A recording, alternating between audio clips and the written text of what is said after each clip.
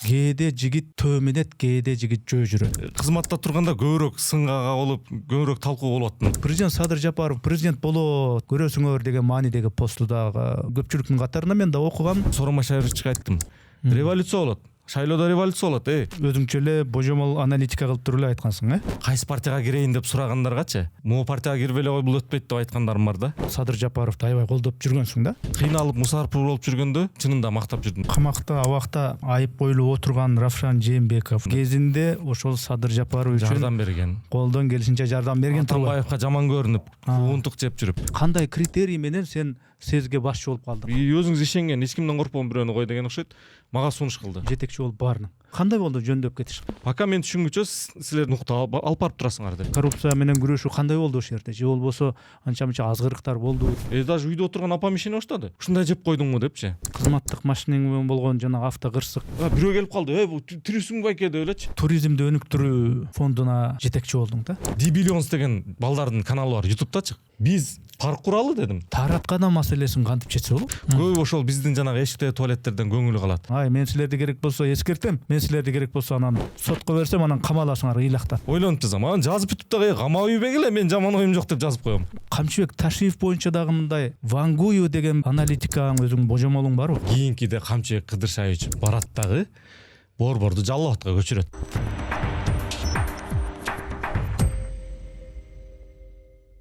Ассаламу алейкум, урматтуу көрүүчүлөр, катталуучулар.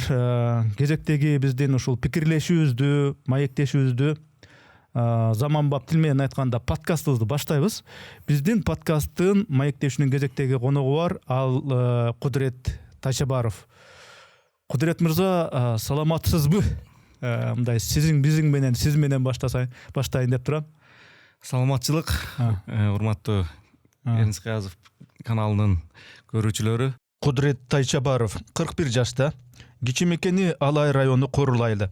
Кыргыз улуттук университетинин экономика факультетин бүтүргөн. 2015 жылга чейин бир нече маалымат каражаттарында иштеген журналист. 2009 жылдан бери кыргыз эстрадасындагы ырчылардын 70%-на ыр жазып берип, 300дөн ашуун чыгарманын автору. Кинопродюсер, сценарист, актер катары дагы кино сүйүүчүлөргө таанылган. Волейболист катары Кыргызстандагы турнирлерди бир нече жолу уткан спортчу, саясий партиялардын үгүтүн жетектеген пиар-менеджер, политтехнолог, 2020 жылдан кийин эркин экономикалык аймактын генералдык директор болгон жана туризмди өнүктүрүү фондунун президенти болуп дагы эмгектенген.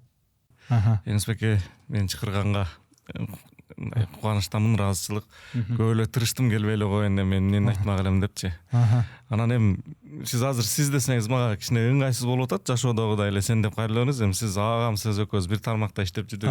Сиз деген алыстатып коет экен, тиги орустарды дагы айтмакчычы.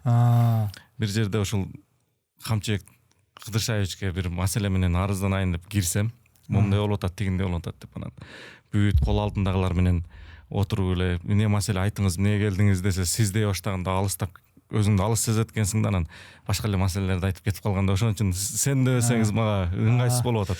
Эми биз баягы экрандан, студиядан сырткары азыр эле буга чейин эле сен мен деп эле ага иниче сүйлөшүп келбедикпи, бирок эми ошентсе деле кээ бирки мага карата ушу комментарийлерде сынды мен угуп калам да, эми сен дебей, сиз дебейсизби депчи. Анан эми бирок мен азыр уруксатты алдым. Сен мен деп эле, неге сүйлөшө берели. Кудурет Тайшабаров боюнча азыр эле буга чейин ким экендиги тууралуу кыскача видео визитке айтылды. Кудурет, эми өзүң баягы чыгармачылыкка жакын адамсың. Кээде жигит төө минет, кээде жигит жөө жүрөт.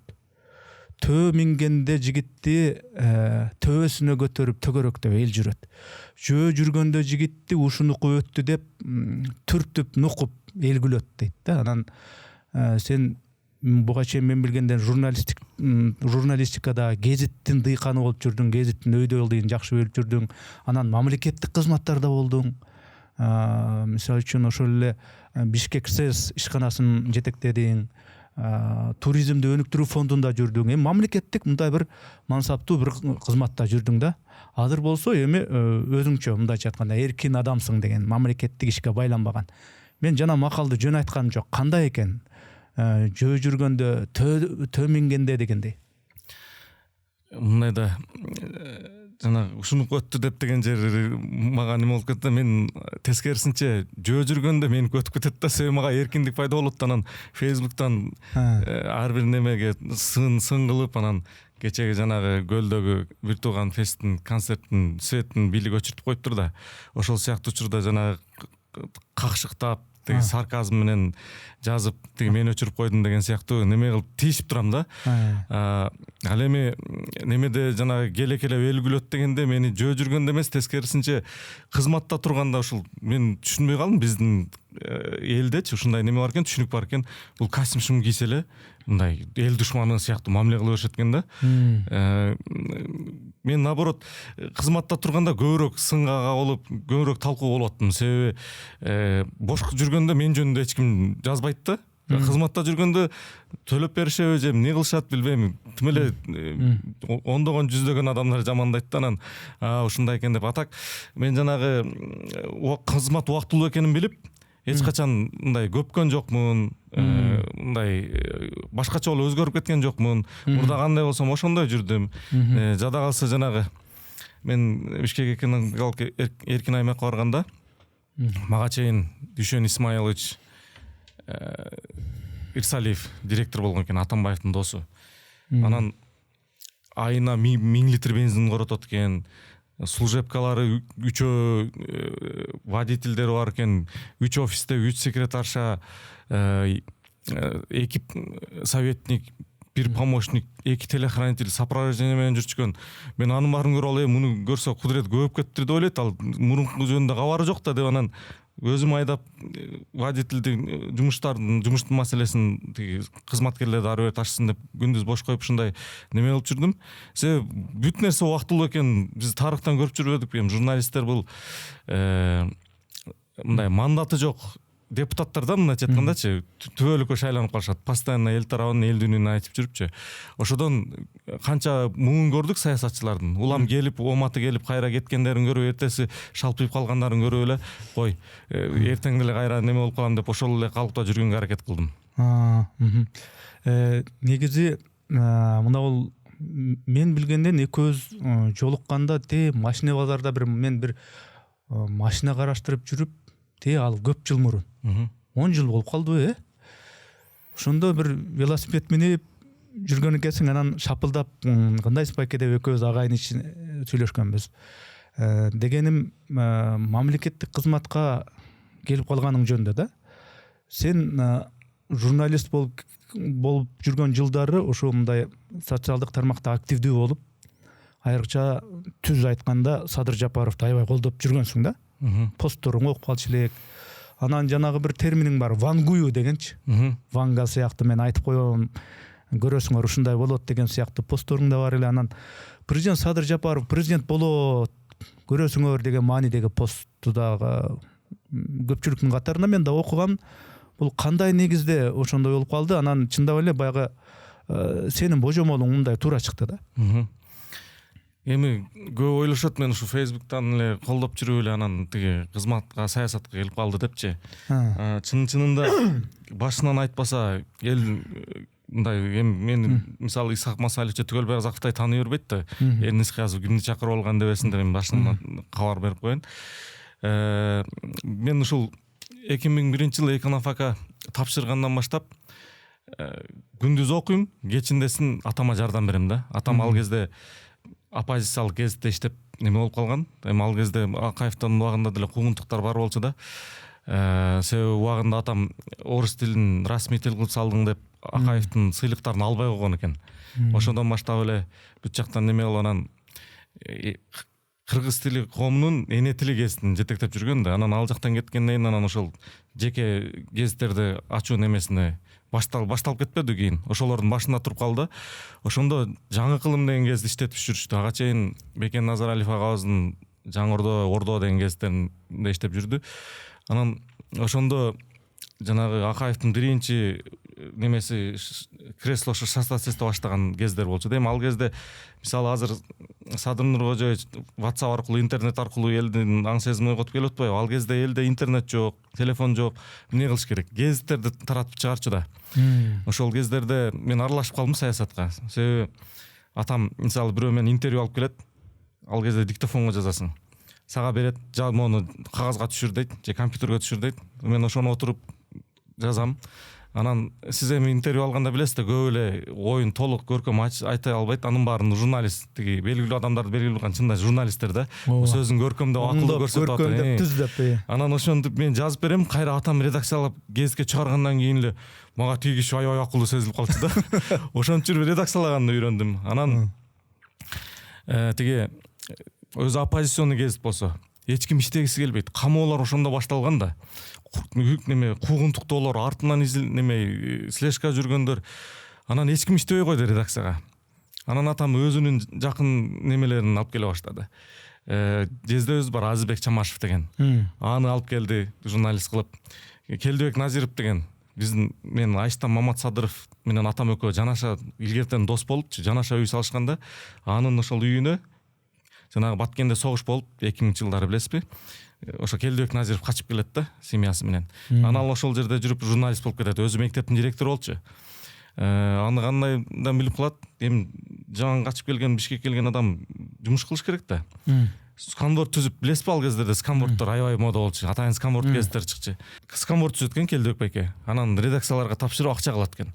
Үйдө жатып эле бул кантип неме кылып атат деп мен кызыгып, алар мындай сөрүдө жатып алып сканворд түзөт. Мен тамбашка чыгып баратып мынтип көрөм да, тиги эмне жумуш кылып атканчы. Мен сканворд толтурганды жакшы көрчүмүн.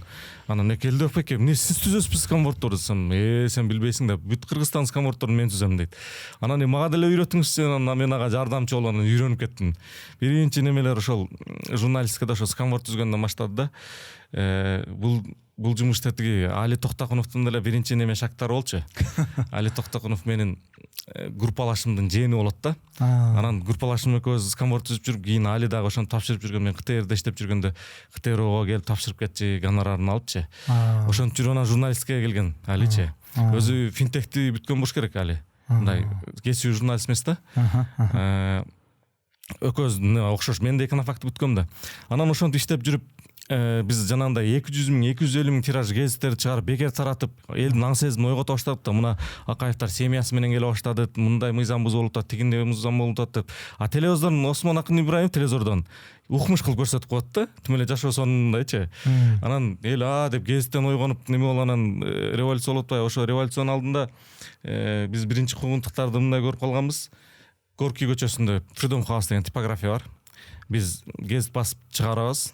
Атамдын эски гезит ачкан Москвич бар болчу, ошого полный басып чыкканда эле бизди ГКМ кармайт. Анан мени жанагы ошол кездерде чоңдорго алып берген Прадо, Үчкүбой губернаторлор айдаган машина болчу. Ошого берки жагынан салат, отурду машинага деп салып туруп, бул эшик чапкыча тиги эшикти ачам, зуу бирдей болот да. Экөө бирдей жабылып туруп мен түшүп кетем дагы. Горькийдин үстү жагында дагы деле мондай арык бар болуш керек, чоңураак сай сыяктуучу. Ошол сууга кирип жашын алам да. Тилер фонарик менен издегенде суунун ичине кирип кетем. Ошентип атамды алып кетишет. Анан ал кезде Курманбек Салиевич премьерликтен түшүп оппозицияда жүргөндө, Досбол Нурулу, Курманбек Салиевич, Үчөн Сыдыковдор ошол биздин редакциянын немесинде отурчу. Бакытбек Үсөнбековичтин кабинети бар болчу ошол жерде. Жаңы Кыргызстан партиясынын, коммунисттер партиясынын кийинки 120 эле немеси ошол жерде болчу да. Анан мен Курманбек Салиевич айтканда, эгер бирдеме болсо Максимге чал депчи. Максим ошол кезде бир аксы читиринген неме болчу, жаш бала болчу да. Анан ушундай бизди кармап кетти, гезиттерди алып койду дегенде кайра тиги ошол кезде анда СМБ эмес беле. СМБда байкеси Марат иштеп анан ошол чыгарткан да. Анан окуудан айдалып. Бул Бакиевдер бийликке келелек кез, оппозицияга биринчи оппозиция боло баштаган кез да Кыргызстандагы. Анан мен университеттен куугунтуктай башташты. Анан отчисление кылып салат. Се Аскар Чуктаевич Какеев, Акаевдин жакын адамы. Тайча барып отчисление кылгыла дейт. Кайра тиги проректорлорго чыгып атып, мен тренерлерим, мен декандарым кайра восстановление кылдырып коюшат. Себеби мен университеттин волейбол командасынын капитаны болчумун да. Биз убагында 3 жыл катары менен универсиададан чемпион болгонбуз. Ошо боюнча ошол тарыхта мурда дагы кийин да кайталанган жок да. Анан мен баалуу неме катары кайра восстановление кылып анан тайчо барып жөн жүрчү, отчисление болбой жөнчү деп жалдырашат эле. Мен саясий немелер менен отчисление болуп ошентип кыйналып жүрүп неме кылдым. Журналистикага ушул атамдын немеси менен келип калдым да, мен дагы кимге жалдырайм деп верстка кылат элем сабактан кийин. Өзүм эртеден кечке окуп, еще тренировка кылып, анан түнү менен верстка кылып туруп, типографияга алып барып, эртең менен базарга алып чыгып, бир 28 саат, 29 саат уктабайт элем да. Ошондо атам айтчу, балам, кээ бир күндөр болот, уктабай кое турган, тагдыр чечүүчү күндөр болот депчи. Ошон үчүн азыр ошол атам немесин эстеп, кээ бир күндөр уктабай деле неме кыла берем да. Бир ошто жумуш болсо, бүтүрүп туруп кайда айдап баса берем мисалы. Мындай жоопкерчилик пайда болгондо уктабай кое турганчы. Ошентип ал саясатка аралашып жүрдүм. Кийин ошо Бакиевдер бийликке келип тиги болгондо атам аларды сындап, кызматка жолотпой неме болгондо, өзүңүз деле билсеңиз керек, КТРде тиги Мелис Эшимканов болгондо жетекчилик кызматта иштеп жүрдү атам. Анан ошол таарынычтар менен аларга да капайсы болуп чыкканбыз да. Анан жанагы азыр Садыр Нуркожоев футбол ойноп атпайбы, бүт белгилүүлөрдү чогултуп алыпчы. Ошону 2007-жыл болуш керек. Максим Бакиевден $2000 алып, биринчи биз уюштурганбыз. Ошондо бүт азыркы депутаттар, чиновниктер, Садыр Нуркожоевдер депутат кезинде Бакыт Төрөбаев, Камчыбек Кыдыршаевдер бүт бар ошондо катышкан. Эшимканов КТРди алып чыгып, Эшимканов ошол футбольный команданы түзүү мечтасы болчу да, себеби Асада иштеп жүргөндө өзүнөн улуу байкелер менен иштечү да, алар футбол ойночу эмес. Бир өзүнчө команда кылып чыккысы келип эле, анан КТРге барганда мен анда агымда иштечү элем. Чакырып туруп ошол жерден жумуш берип, анан ошол жерден футбольный команда түзүп, анан могул ишканалар арасындагы белгилүү тармакта жетекчилер арасындагы немен ошол жактан башталган да, Эшимкановдун немеси мененчи. Ошон саясатка аралашып жүрүп, 2010-жылы революциядан кийин мен эми түштүктүк жигит катары мындай партиялар түзүлгөндө ата журттун немесинде иштеп калдым, штабындачы. Себеби жанагы Базарбай Темишев деген ата журт партиясынын юридический ээси ошол болчу, атам менен жакшы болчу да. Ошол чакырып калдым, Киевский Правдада офис бар эмеспи, Садыр Нуркожоевич меники деген, ошол действительно ошондук болчу, ошол жерде болчу.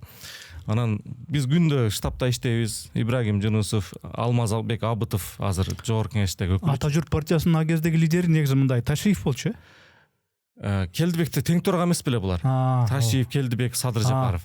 Штабта Садыр Жапаров отурчу. Улантып бер. Анан ошол Ибрагим Жунусов, Алмазбек Абытов, Базарбай Темишев болуп күндө обедке барчубуз. Тиги 5 убак намаз окуган киши только бизди халал немелерге алып барып ошол киши үйрөткөн да. Анан бир күн тизме түзүлө турган болуп калды. Карасак эле бүт байлар кетип атат, жаштар жок. Анан ошол жерде биринчи жолу сын айткам да, партиянын немесиндечи. Анан ким бул деп бүт баары неме кылып эсептешип, кийин спикер болгондо ушул жигит кыйын экен деп Келдибеков мага мени немеге өзүнө тартып неме кылып жүрдү, эми жерде шагам катарычы.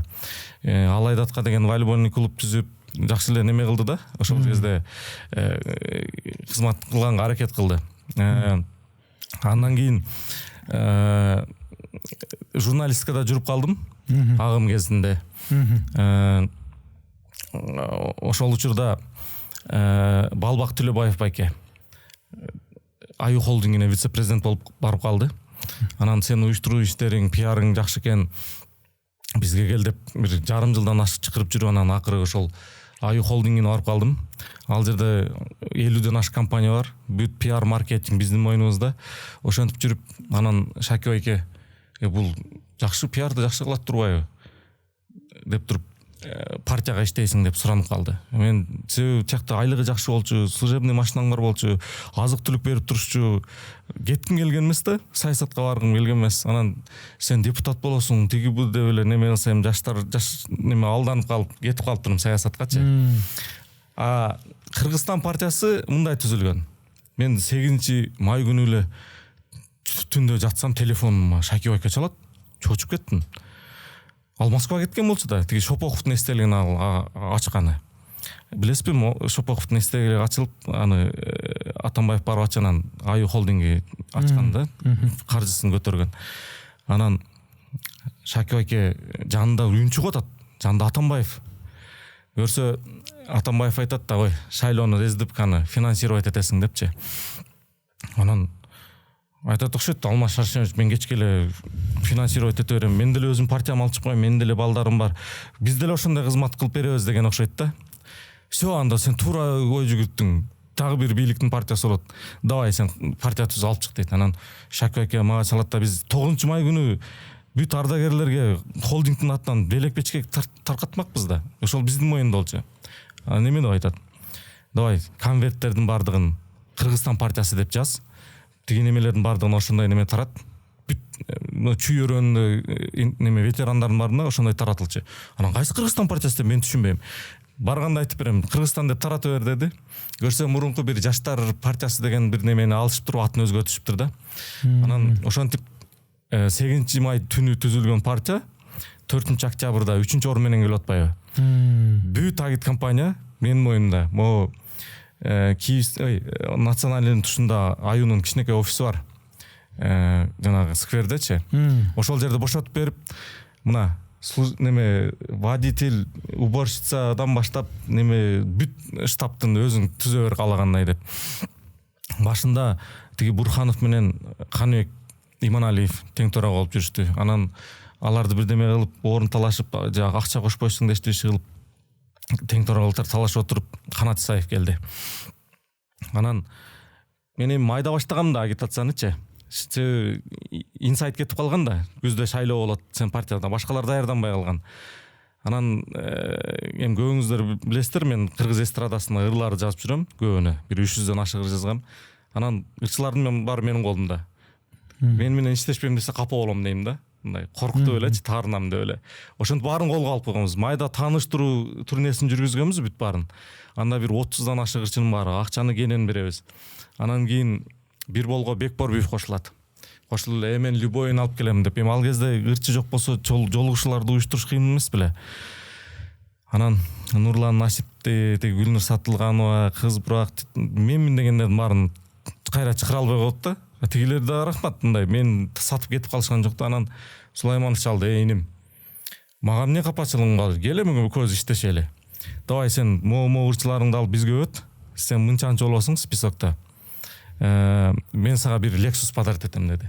Анан эми коюңузчу, мени бир эскирген Lexus менен алдап коеюн деп атасызбы десем, иним, сен мени билбейт окшойсуң. Давай азыр эртең неме авторунука барабыз, сен көрсөткөн Lexustу мен содалашпай туруп акчасын таштап коем дейт да. Көрсө ал кезде бир болду акча кенен болуп, жанагы Чудинов, Акылбек Жапаровдор 1,5 миллион, 1 миллион 200 миңден берип акча кенен болгон экен. Анан мен айттым, мен сатпайм. Мен өмүрүмдө адам саткан эмесмин. Ушул убакка чейин кудурет болуп келгеним, мен сөзүмө турган үчүн элдер менен эсептешет деп кетпей койгом. Ошол түнү бирок Исаев менен сүйлөшкөм.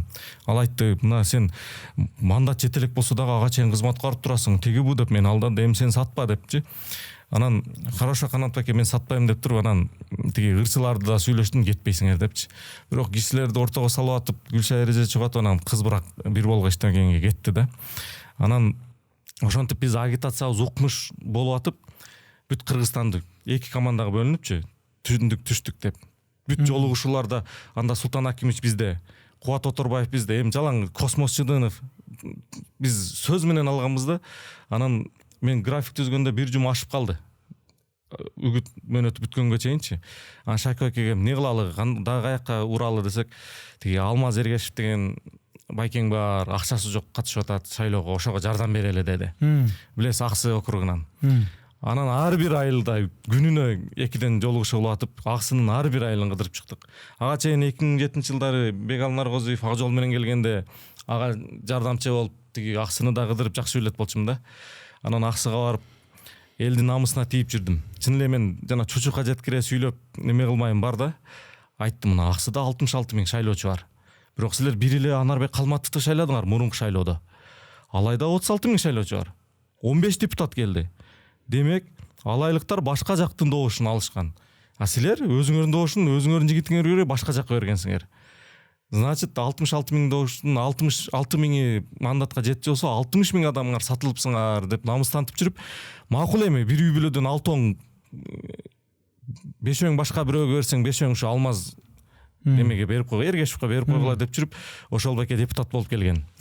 Ошондо аксылыктар айтып калды: "А сен неге болбойсуң?" деп. Биздин тизмебиз артыракта деп жүрүп, кийин шайлоо бүткөндөн кийин жанагындай эле уктатмайлар башталды. Ал партияга мен толтура кишини кошком да. Аброю барларын, акчасы барларын, ошол добуш ала тургандардын кошуп, бирок тизменин артырагында болуп калган. Шакиб аке өзү 58-чи тургандагычы ким добуш албаса мен сүрөм деген да. Сүрөм дагы анан добуш барлар калат, анан неме болот деп туруп ишендирген дагы. Анан көп добуш алгандар калып кеткен. Анан ошондон нааразычылыктар чыгып отуруп, мен кирип неге муну кидайт эттиңер деп, даже ырчылардын акчалары толук берилбей, налич көрөбүз деген немеге тиги көк жар жактан үй салган панельный. Ошолор менен тиги эски машиналар менен эсептешип атып, ырчыларды нааразы кылып, алар менен мамиле бузуп, ошентип аларга капачылык болуп калды да. Анан мен бош жүрүп неме болуп калдым. Частный строй компания тиги буларда иштеп калдым, пиар жагын карапчы. Анан бир күн Сокеге Сооронбай Шариповичка пресс-секретарь болбойсуңбу? Өзүбүздөн бирөө керек болуп атат деп чыгышты. Болсо болом дедим. Десем эле көрсө жанагы мен жогоруда капачылык болуп калгандар кирип жамандап коюптур да, ал бала монтет тигинтет депчи. Коркушуптур да мен кирсем тигилерди, президенттин жанында жүрсө куугунтук башталбасын деп. Мен силерди Кудайга койдум дедим. Мен пресс-секретарлыкка деле барбай эле койдум. Чынында оор жумуш да, күндө костюм кийип кыдырып жүргөнчү. Андан деле отказ кылдым. Анан мигрант болуп Россияга кетип калдым. Себеби куугунтук башталды да.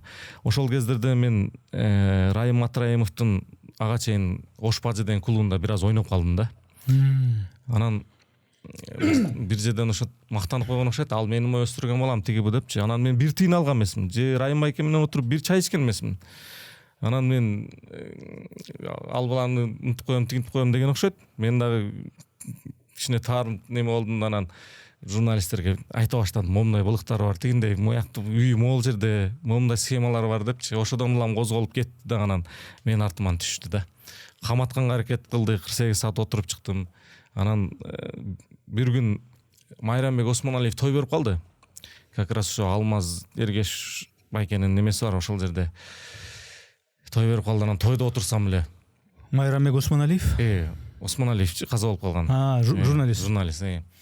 Анан тамада Бакыт деген дос бала айтып калды: "Сени эшикте бирөөлөр чакырып атат" деп. Чыксаң деп. Чыксам эле бир балдар экен.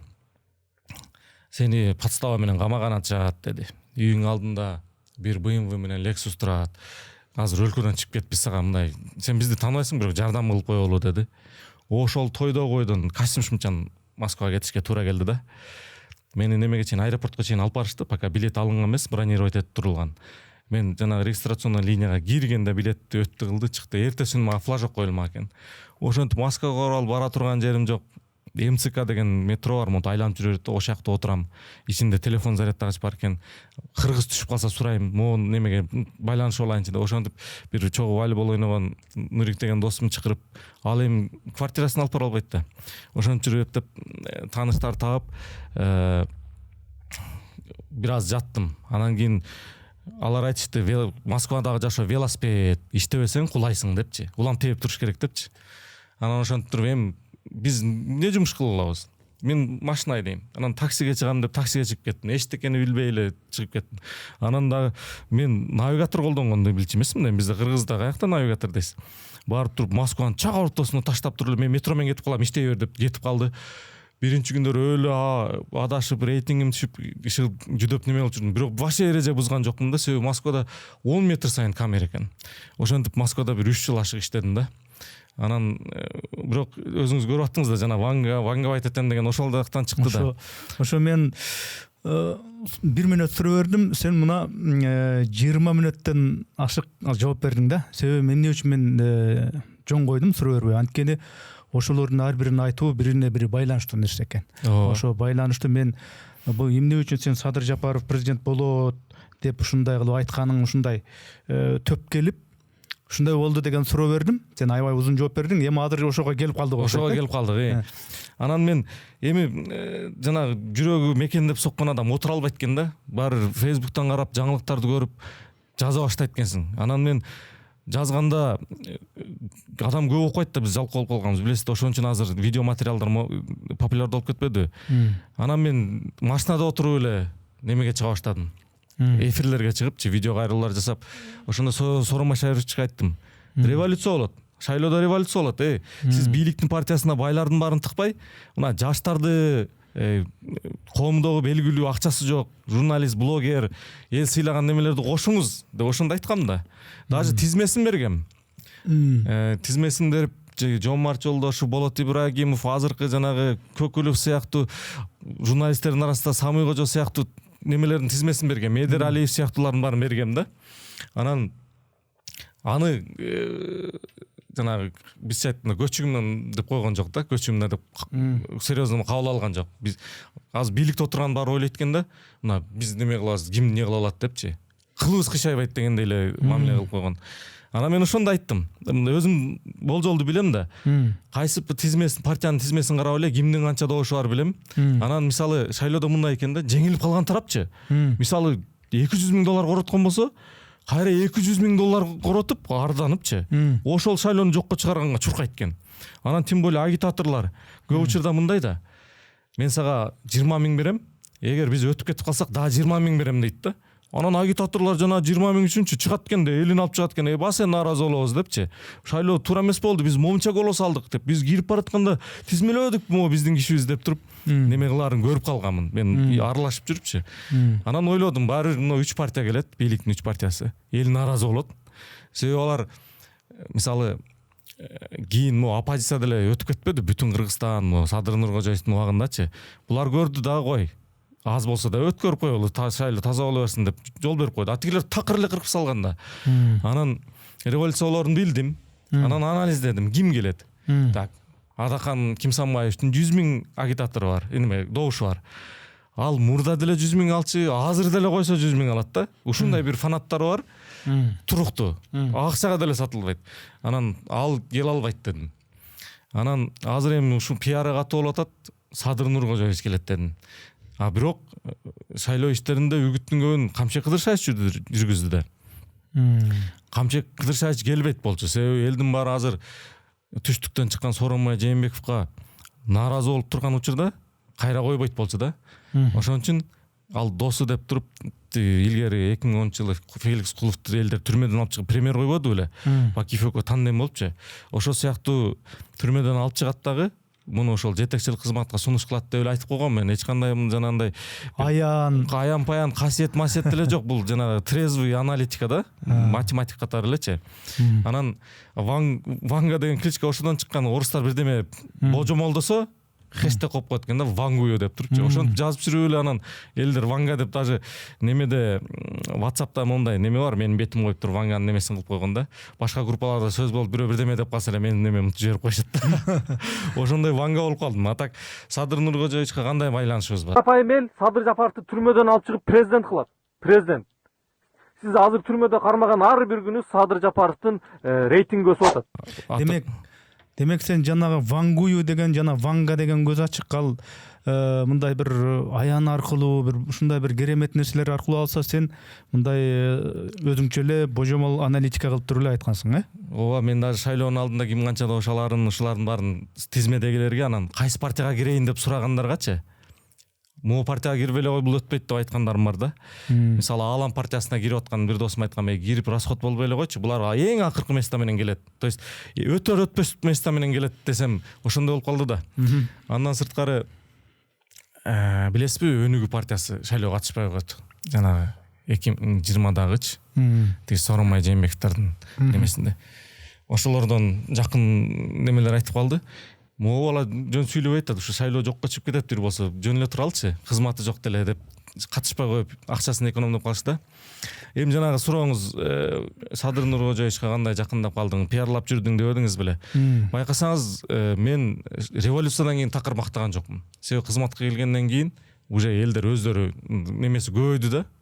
А мен ошол жанагы кыйналып мусарпыр болуп жүргөндө чынында мактап жүрдүм. Неге? Мен Ата журт партиясында иштеп жүргөндө ага чейин деле Камчек Кыдыршаевди сыйлап калгам. Себеби азыр элдер айтышы мүмкүн, бул кызматта отуруп неме кызматта турган үчүн кошомат кылып атат депчи. Мен эч ким кезинде эле сыйлачымын. Билесизби, бир жылы конституцияны улам кабыл алып кайра болбой калып эле ошенткен жылдардын биринде Камчыбек Кыдыршаевич ким болуп атат, кабыл алынып аткандачы. Ал кыйкырып атат. Мен каршымын, болбойт, бул туура эмес депчи.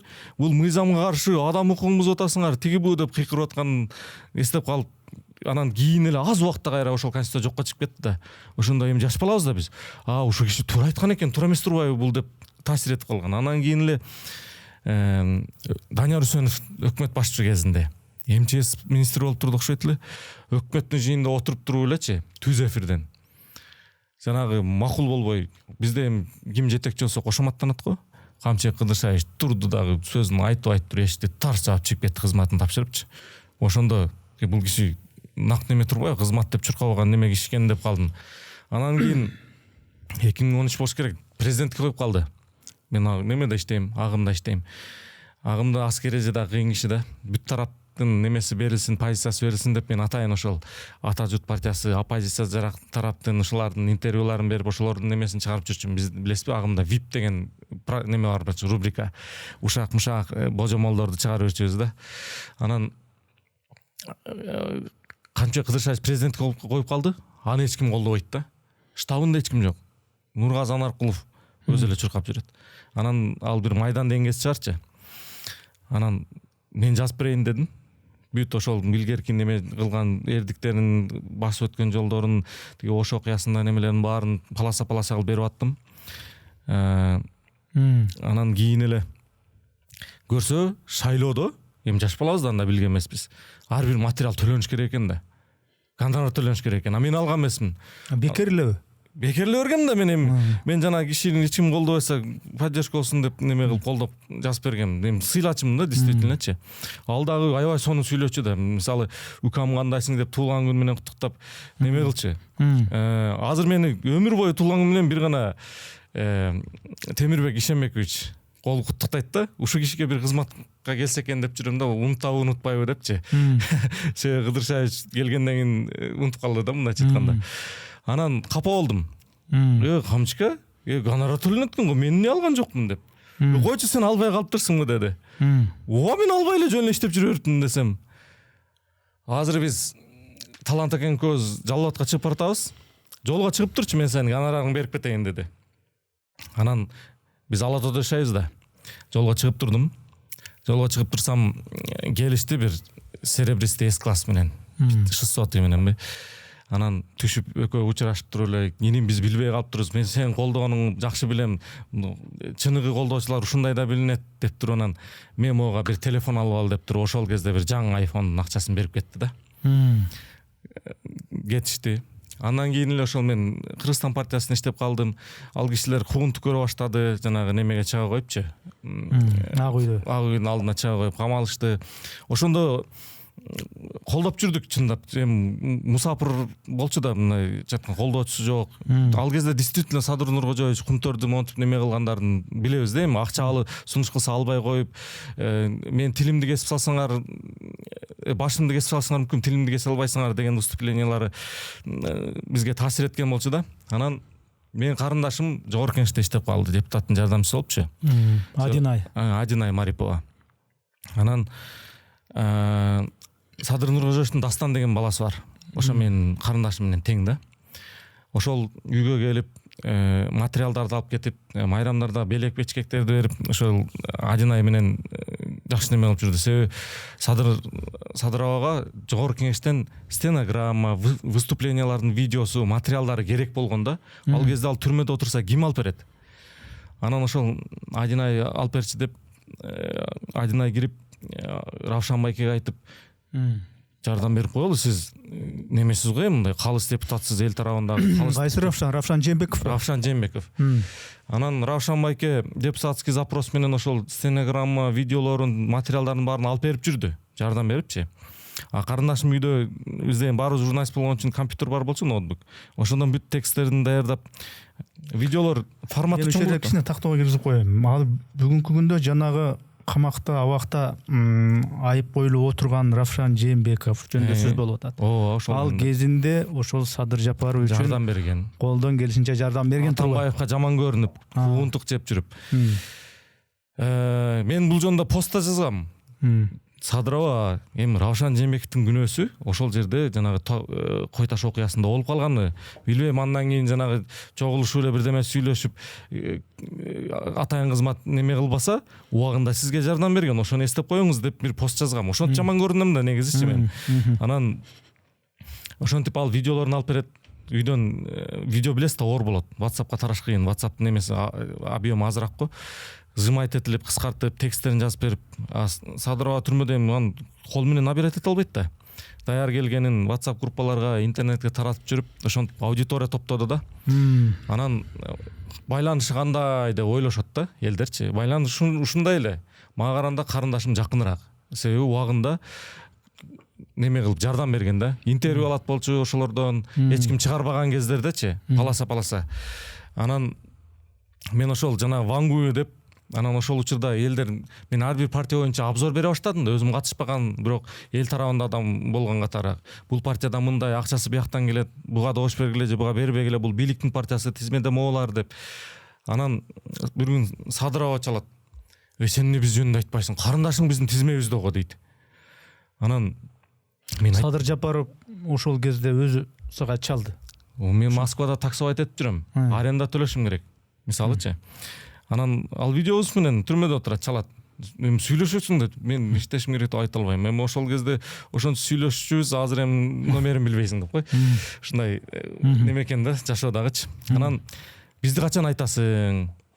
Камчыкең сага таарынып атат дейт.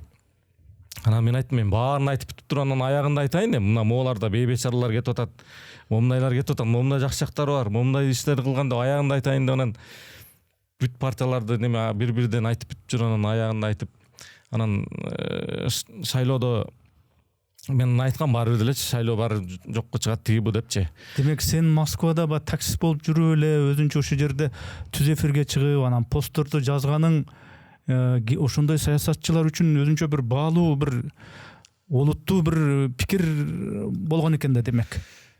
Мен өзүмчө бир оппозиционный кез сыяктуу эле кызмат кылып калдым окшойт деп ойлоп калдым да, себеби Москвада элем да анан мени баса неме кылганга аракет кылышты. Кармап келгенгечи, биринчи караларды жиберишти. Анан мен да билем да эмне болорунчу. Ким жиберишти ошондо? Ким жиберет? Эми ошол бийликпи, Атырайымовдорбу иши кылып мен жакпай калгандар жиберишкен да. Каралар келди. Анан Москвада бүт жерде камера бар. Анан мен келерин билем да. Курманжан Датканын 200 жылдыгында күрөштөн биринчи орунду алган айылдаш иним бар, Автандил деген. Ошо менен чогуу жашайм. Андан сырткары алайлык жердештерим бар, волейбол ойногончу узун балдар. Ошолор менен чогуу жашайм. Үйдөн тие албайт. Дем алыш күндөрү топко барабыз. Баарыбыз мен машина менен барабыз да, аяктан тие алышпайт. Ал жерде бир 300дөй алайлык бар. Анан айттым, Москвада мени бир нерсе кылып кетишиңер мүмкүн да, мага келген балдарды. Бирок камералар любой жерде бар. Чыкпай каласыңар өлкөдөн. Бул Кыргызстан эмес депчи. Анан алдай башташты. Билесиз да, Кыргызстан партиясында менин алдымда Кубат Оторбаев бар эле, Космос Чыдынов бар эле. Анан чоңдордун көңүлдөштөрү бар эле, жанагы бир Олимпиадага моолар эмнеге барды, Риодо эмнеге вертолет менен жүрүшөт деп сындар чыгып кеткен жаш кыздар кантип кошулуп калды тизмеге деп. Ошолор бар эле. Бир күн карасам эле Кыргызстан партиясынан чалышат. Кудрет, очеретиң келип калды, мандатың алып келип депчи. Мени алып келиш үчүн тиги Байгазы Кенжебаевка арыз жаздырып, мен алдымдагылардын баарына арыз жаздырыпчы. Очеретимди алып келе коюшат да, бул депутат болом деп жүрөт эле, келе калса баса калабыз же уулап салабыз деген меши кылып, мен дагы хорошо барам деп туруп мыйзамды окудум, эмне кылса болот деп. Менден кийин Султан деген байке турган экен, депутат болосузбу дедим. Эмне кылыш керек деди. Канча берем деди. Бербейсиз мага дедим, мен Москвада жүрөм дедим. Короче, мен айылыма барасыз, алай барасыз.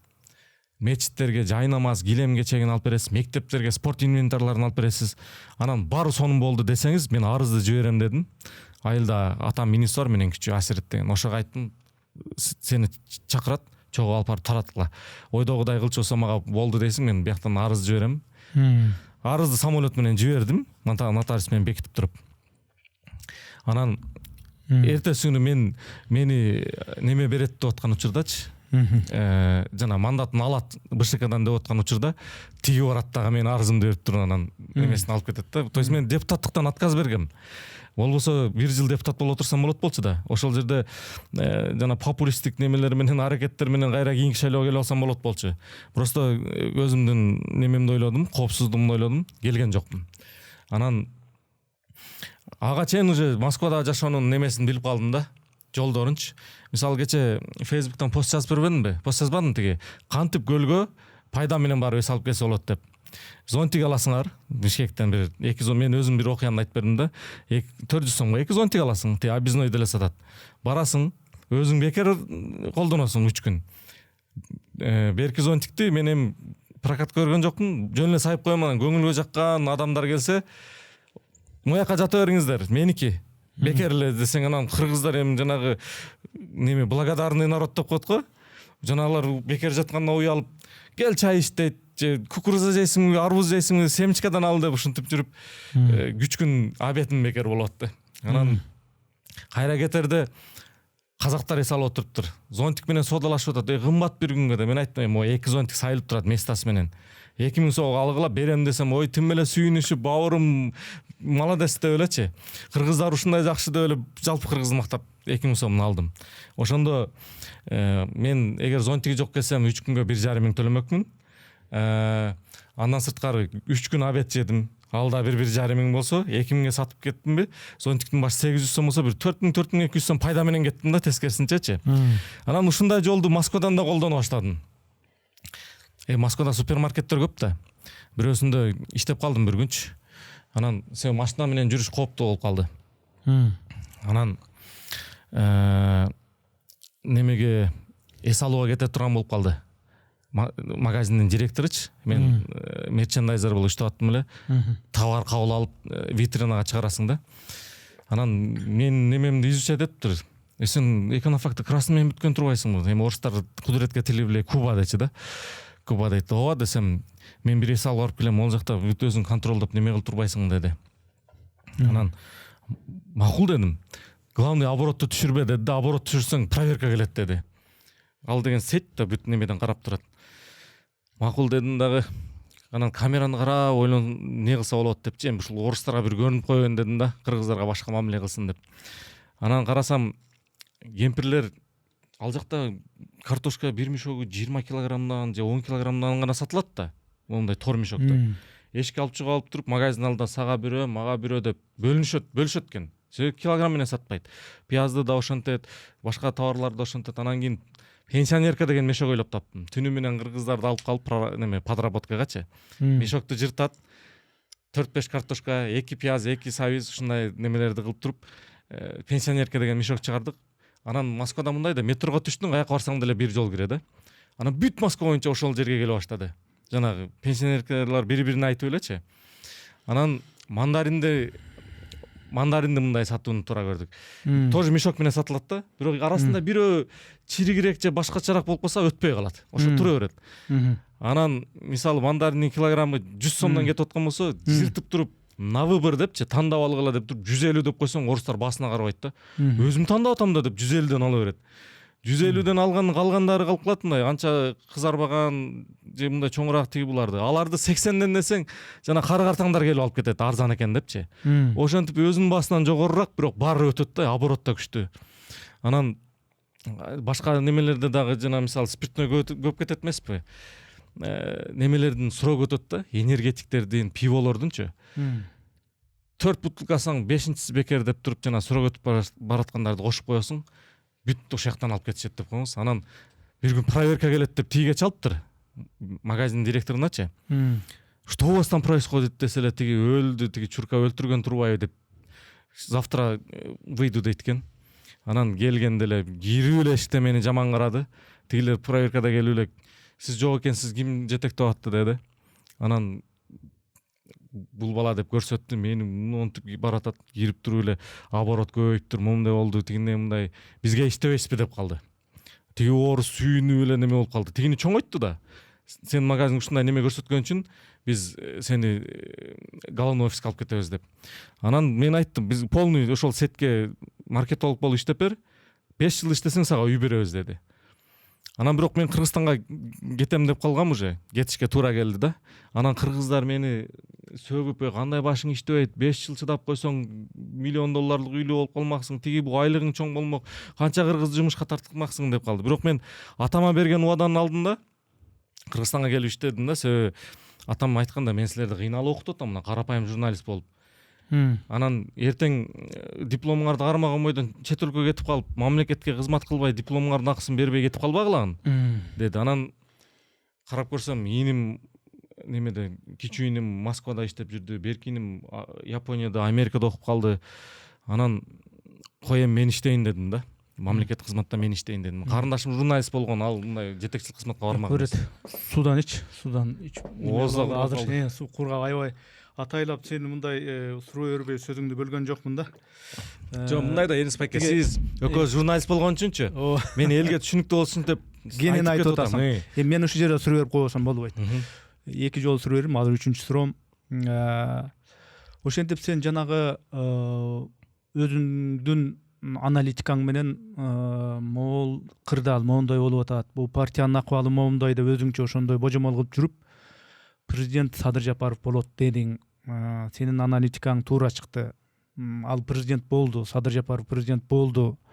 Болгондон кийин тиги сен СЭЗ деген ишканага башчы болдуң. Эмне себептен сен ошол ишканага башчы болдуң? Сен өзүң журналист болсоң, буга чейинки практикаңда изилип, ал андай экономикалык багыттагы андай ишкананы жетектебесең, эми саясатчыларга тияк-бияк аралашып жүрсүң, алардын ички кухняларын билет экенсиң, Садыр Жапаров менен да илгерки мурда байланышың болгон экен. Ошо эмне, кандай критерий менен сен СЭЗге башчы болуп калдың? Эмне, же бир тууганың Адинай Марипова менен байланыш болгон үчүнбү, же учурунда колдогонуң үчүнбү, же дипломуң экономика адиси болгон үчүнбү? Кайсы критерий негизинде СЭЗге башчы болдуң? Мындай болду. Революция 5 октябрда болду. Мен Кыргызстанга 28 октябрда келдим. Келбейм деп ойлодум да. Себеби жаңы неме ойлоп таап алдым эле. Бизнес схемачы. Москвада эле. Мисалы, сиз Россиянын гражданинисиз, бирок кыргызсыз. Мен айтам, Энис байке, мен сизге бир машина оформить этейин. Айына 10.000 рубль берип турам. Сиздин квартираңыз менен продуктаңыз чыгып турат, айлыгыңыз таза сизге түшөт. Анан мен машинаны төлөп бүткөндөн кийин сизге жана кредитный историяңыз жакшы болот дагы, Москвадан ипотекага үй ала аласыз дейм. Ага да выгодный, мага да выгодный. Машина Москвада АСАга, Каскага страховка болот. Сүзсө, уурдалса, бирдеме болсо, ошолор полный төлөп берет. Эч ким рисковать этпейт да. А машинаны аласың дагы арендага берип койсуң кайла кыргыздарга. Өзүн өзү 1,5-2 жылда жаап коет. Анан ушинтип иштесе болот экен деп эсептеп чыктым дагы. Себеби мындай да, 2018-жылы чыккан машина 2019 январда өтпөй калат. Себеби машина, жаңы машина алам деген алган, баары жылына карап алат да документин, сатышын ойлойт. Анан муну эмне кылат? Муну лизингке беришет, 5%-нычы. Кыскасы, Москвада жакшы бир киреше тапчу бир булак таап алдым. Кетким келген жок. Ошону баштайын деп ойлоп атсам эле, анан Facebook элдер жаза баштады. Кудрет силерди колдободу беле? Эмне коркуп атасыңар? Же силердин былыгыңарды да айтып чыгат деп коркуп атасыңар? Кызмат бергиле деп жаза башташты, отметка кылыпчы. Ошондой күндөрдүн биринде тиги неме, азыр Дастан мырза деген немеде элчи болуп жүрөт окшойт. Элчиби же немеби? Казакстанда. Ошол байланышка чыгып калды, чакырып атат депчи. Анан мен айтканмын, мен барсам, мен коррупцияга аралашпайм, мен атама сөз бергем, мамлекеттин эмесине, рызкысына кол салбайм. Чын айлыгым менен атама ошо иштеп берем деп сөз бергем деп. Мага чоң айлык бар жерге чакыргыла дедим. Анан башта сүйлөшүү боюнча Мегакомго жетекчи болуп бармакмын. Дастан ал убакта сиздики сага ошондой неме сунуш кылгыдай келбейсиң? Президенттин жардамчысы болчу. Жардамчысы, Садыр Жапаровдун жардамчысы болчу. Анан келдим, келдим, анан эми өз оюмда Мегакомго жетекчи болом деп ойлодум да. Себеби мен пиар жагын иштей алып билгеним үчүн ойлодум да, эми элдин намусун козгоп, бүт байланыштарымды, шоу бизнес неме чыгармачылык чөйрөнү козгоп туруп, элдин баары Мегакомго өткөрөм деп ойлодум да, жаман оюмдачы. Келсем эле президент айтып калды киргенде: мына сага четим чыкты, сен СЭЗге барасың деди. Ага чейин СЭЗ жөнүндө тетиги экономфакт окуп жүргөндө гана маалыматым бар болчу. Вообще кызыккан эмесмин СЭЗгечи. Кабарым жок. Анан элдерден сурадым: эми эмне кылайын СЭЗге бар деп атат десем, баары укмуш, өндүрүштүн баары ошол жакта, айлыгың бирден мощный болуш керек деди да. Дүйшөн Исмаиловдун эле кандай жүрөт депчи. Ал мамлекеттин ичинде мамлекет деди. Анан мен дагы эми президенттин сөзүн эки кыла албайм дедим дагы, анан макул деп бардым. Эми президент эле неме кылып койгон жок. СЭЗдин территориясынан мамлекет башчылары вертолет менен учуп Кыргызстан ичинде неме аймактарга барышат да. Ошондой күндөрдүн биринде ал кезде уже Дүйшөн Исмаилович арыз жазып кеткен экен. ИИ болуп турган замы президентке жолугат: Садыр Нуркожоевич, бизге бир жетекчи бербесеңиз документтерге кол коюлбай, жумуштун баары токтоп турат депчи. Билебиз, ал СЭЗде бир күн жумуш токтосо бир компания миллионго банкрот болушу мүмкүн да. Ошон үчүн Садыр Нуркожоевич ал айтыптыр, проблемасы көп, аябай душмандары көп. Өзүңүз ишенген, эч кимден коркпогон бирөөнү кой деген окшойт. Мага сунуш кылды. Анан мен бардым. Барсам действительно СЭЗдин территориясын өдө жагы жана Киргизстан ар жагы элитный неме болуп эсептелет да, район болуп эсептелет. Ошону СЭЗди банкрот кылып, ошол жака бир Москва Сити сыяктуу, бир Бишкек Сити деген шаар салабыз деген бир 20 чакты депутат, Минэкономдун чиновниктери бар экен. СЭЗди жок кылабыз дегенчи. Эл аралык практикада эркин экономикалык аймак бир эле жолу ачылат. Кийин кайра ача албайсың да, эгер жабылып калган болсочу. Анан мен ошол мафия менен күрөштүм. Ошо мен СЭЗге келгенден кийинки мен өзүнчө суроо бар да. Азыр буга чейин мен суроо бердим эле, кандай критерий менен сени ошол жака койду деп. Мен жооп алдым. Бир өтө бир ишеничтүү бир адам болбосо болбойт деп. Демек ишенимдүү адам деген критерийдин негизинде СЭЗ Бишкекке ал жерден дагы менки билимим экономикалык артыкчылык менен бүткөм. Андан сырткары мен өндүрүштө Аю холдингинде иштеп аябай чоң опыт алдым да. Ошол жерде эми билесиз да, Кыргызстан жарым өндүрүшчүлөр Аюда болчу, 50ден ашык завод. Эми кийинки суроо ошондой ишеним менен дайындалгандан кийин СЭЗ Бишкекке ишканага жетекчи болуп бардың.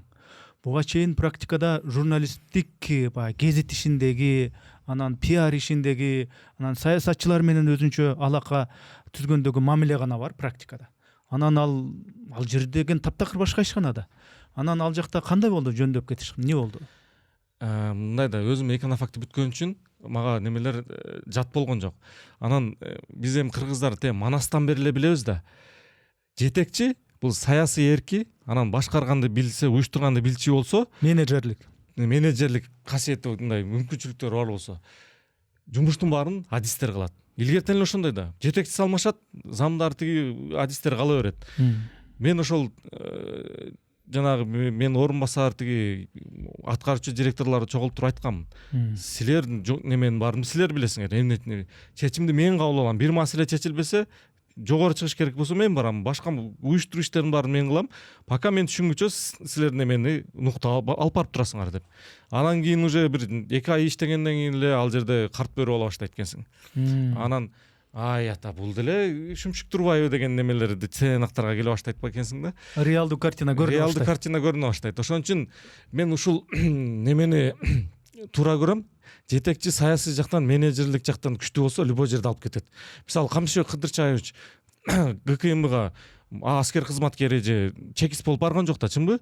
Бирок ГКМБ мурунку тарыхын карасаң азыркыдай эч качан иштеген эмес. Ошон үчүн мен ойлойм, Манаста деле Манас жөн эле башкарган, согуштун баарын немелер жеңген да. Аты калды Манаска дегендейчи. Ошол сыяктуу жетекчинин жан дүйнөсү, мекеним, результат үчүн иштейм, чын дил менен иштейм деген болсо, любой жерде жумуш жүрүп кетет да. Ошентип 2-3 ай ичинде сиз Бишкектеги реалдуу картинаны көрдүң, коен жатагына чейин мындай түшүндүң жетекчи катары. Аңдап билдиң. Анан кол астыңдагы аткаруучулар негизи эле ошол СЭЗ Бишкекке байланыштуу мындай коррупциялык бир нерселер аябай көп да. Себеби жегенге, уурдап алганга, баягы напсиңди гана кызартып турган нерселер аябай көп. Ошондой коррупциясы ашкан ошондой чөйрөдө мындай кызыгуу эмне эртең бирси күнү мен кетем, андан көрө мындай кылып койсо болбойбу деген сыяктуу тартылуу. Канткенде ошо коррупция менен күрөшүү кандай болду ошол жерде, же болбосо анча мынча азгырыктар болдубу дегендей? Мен келгенде эле эскерткем баарына. Мен ушул кезге чейин ушул атымды ошо акчага сатылбай, болбосо журналист болуп жүрүп эле сатылып кетсем болот болчу. Ачык айтып коеюн, тиги мен жанагы немеде жүргөндө, ой Кудурет кел немеге биримдиктен сага мандат берели, момча акча берели, бизге эле иштеп каршы болбой эле койчу, бизди сокпой эле койчу деген учурлар болгон. Мен ошолорду айттым. Мен акча үчүн келсем, ошентип сатылып кетмекмин дедим. Мен бул жака результат көрсөткөнү келдим. Эгер бириңдин бир ушул кыйшыңдаган кадамыңды көрчү болсом, сразу каматам деп эскерткемин. Анан мен ар бир ишканада куратор болот, контораданчы. Бардыгы менен жакшы иштештим. Наоборот, аларды мен камчылачым, мону текшергиле, муну кылгыла, момундай болуп атат депчи. Анан Акунбай Кошоевич деген бар, журналистикада бир аз аралашып калган киши, сезде субъекти бар да. Ошол киши мурда бүт жетекчилер сындап жүрчү. Анан мен келгенде айттым, байке чогуу иштешели, чогууңду ойло дедим. Коррупцияны жок кылалы. Бир нерсе болсо мага айтыңыз, түз эле кирип деп. Кийин ал депутаттыкка койду же президенттикке койду унутуп калдым, бир шайлоодо КТРдин эфиринен айтты. Мына сезде азыр коррупция жок, жаштар келип монтип иштеп атышат депчи. Анан өзүңүз деле билсеңиз керек, интернетте жана Илгиз Шаменов, Атай Бейшенбек дегендер мени шыбай баштады. Мен ордум керек болгон өтсө, мен ал жерде мыйзамчы нерселердин баарын токтоттум да. Кетириш керек. Ал жерде мыйзамчы иш кылсаң көп акча кылса болот. Анан алар интернетке шыбаган сайын келип текшерүү келет. Счетный палата, контора келет, неме, Ген прокуратура келет. 9 жолу текшерүүдөн өттүм. Анан мен айттым, эгер жаман оюм болсо бир текшерүүдөн эле чыгат дедим. 9 текшерүү болду дейм депчи. Ошол текшерүүлөрдөн анан интернеттен жалган менен шыбай бергенденчи, даже үйдө отурган апам ишене баштады. Молор ушинтип жазыптыр, чын эле ушундай болуп атасыңбы? Ушундай жеп койдуңбу депчи. Анан тажадым, ишенесизби? Мен өмүр бою спорт менен заниматься эткен адам катары гипертоническая болезнь 3-й степени очень высокого риска деген ооруга чалдыктым, давление. 239 давление менен больницага түштүм. Неме, реанимациягачы. Анан врач айтты, же кызмат деп дагы жүрө бер ошол жерде, же ошол жерде бир күн ары карап кете бер деди да. Анан кой кетейин дедим, себеби ал жерде немелер, биз сунуш кылган нерселер өтпөй атты. Мен айттым, сездин потенциалы чоң дедим. Азыр Россия тетиги санкцияда отурганда биз текстиль менен эле Кыргызстанды байытырсак болот дедим. Сунуш кылып аттым өкмөткөчү. Келгиле, сез мындай да, сездин потенциалы экспортко иштеш керек да. 70% продукция экспортко чыгыш керек. Кыргыз өндүрүшүн тааныш үчүнчү. Анан Кыргызстанга чыгарсаң, бул бир мамлекеттен бир мамлекетке киргизген сыяктуу НДС төлөп киришиң керек да. Мен айттым, келгиле, фурнитура, жана топчу жип, тиги буларды, жака мака материалдарды сезден чыкса, НДСтен бошотолу дедим. Ал сырьё катары чыгат, анан биздин жанагы текстиль жеке ишкерлер, частный сектор ошол жактан кийим тигип акча тапсын, ошодон налог төлөсүн деп айттым. Ошондой сунуштарыбыз өтпөй койду. Андан сырткары реэкспорт сезден 2% төлөчү. Биз ошол менен сездин мурунку көрсөткүчтү плюска чыгарып, сезде айлыктар аз болчу экен. Мага 60 000 начисление болчу, 48 000 колго тийчи да. Жөнөкөй сотрудниктер 20 000, 30 000 ушундай экен. Анан көбөйтөлү дедим, плюска чыгыпчы. Анан ал жагы мүмкүн болбогондуктан биз премия киргиздик. Эгер мурунку көрсөткүчтөн плюска чыкчу болсок, көбүрөөк болсок, анда 1 айлык кошуп беребиз деп. Ошон жылына 4 жолудан 1 айлык көлөмдө премия берип аттык. Анан сездегилер тим эле укмуш бүт маселелер чечилди. Мисалы, мен ар бир жумушчу менен кошо менен бир күн жүрөм да, эмне жумуш кылат, эмне көйгөйү бар деп. Бир күн охрана менен жүрсөм, 201 гектар территорияны жок кайтарыш керек экен да. Чарчайсың чын эле, күн ысык. Аэропорт жакты билесизби, аябай ысык. Анан чогултум да, бир күн барыңарга велосипед алабыз дедим. Кийимдери бир эле кийим дагычы. Неме, кирдеп калчу болсо үшүйт да, жыртып калса, неме, эскирип калса, жаңы кийимдерди алып берип, тиги спорт залдарга инвентарлар, теннис, тренажер, кондиционер бүт шарттарын түзүп, ар бир кызматкер менен чогуу неме кылдык. Садикте бир күн отуруп, чогуу тамак жеп, ремонт керек турбайбы, суугураак турбайбы, садиктин ремонтун кылдык. Анан сез полный чоң арыкчактарды жылуулук менен камсыздайт. котельныйды толук немеден өткөрдүк, реконструкциядан, мощностун көбөйтүп, абоненттерин көбөйтүп, ылдый жака свет проблема экен, жаңы подстанцияларды курдук, иши кылып мурун көрсөткүчтөрдүн баарын жакшы жагына оңдодук да. Бирок жанагы мыйзам тарабынан чоңдорго үнүбүз жетпей койду. Көрсө Акылбек Үсөнбекович сез кереги жок, сез бул биздин экономикага тоскоолдук кылат, тиги бу дей эле деген позицияда болчу экен да.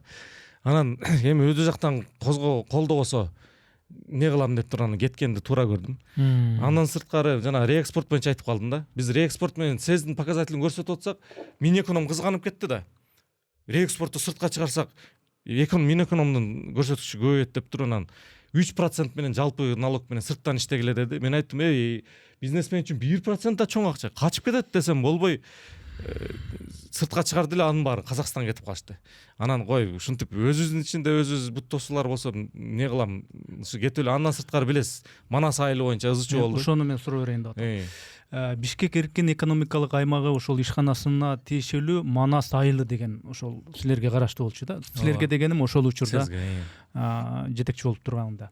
Анан ошондо бир чыр болду. Жанагы Манасчы, Дөөлөт Манасчы деген дагы аябай боюнча чырдап, ал жерге болсо ошол кездеги өкмөтпү, бийликпи бул жерге деген биз алабыз дагы Манас айылын салабыз деди учурунда. Дөөлөт Манасчы болсо жок деп чырылдап тиги Москвага чейин кетип өзүнчө ызы чуу болду. Мына соц тармактарда да бар. Анан кийин ана салынбай калды Манас айылы. Эмне болду эми ошол чыр, ошол конфликт боюнча эмне болду эми? Бул деле жанагы Вангую деген окуялардын бирөөсү да.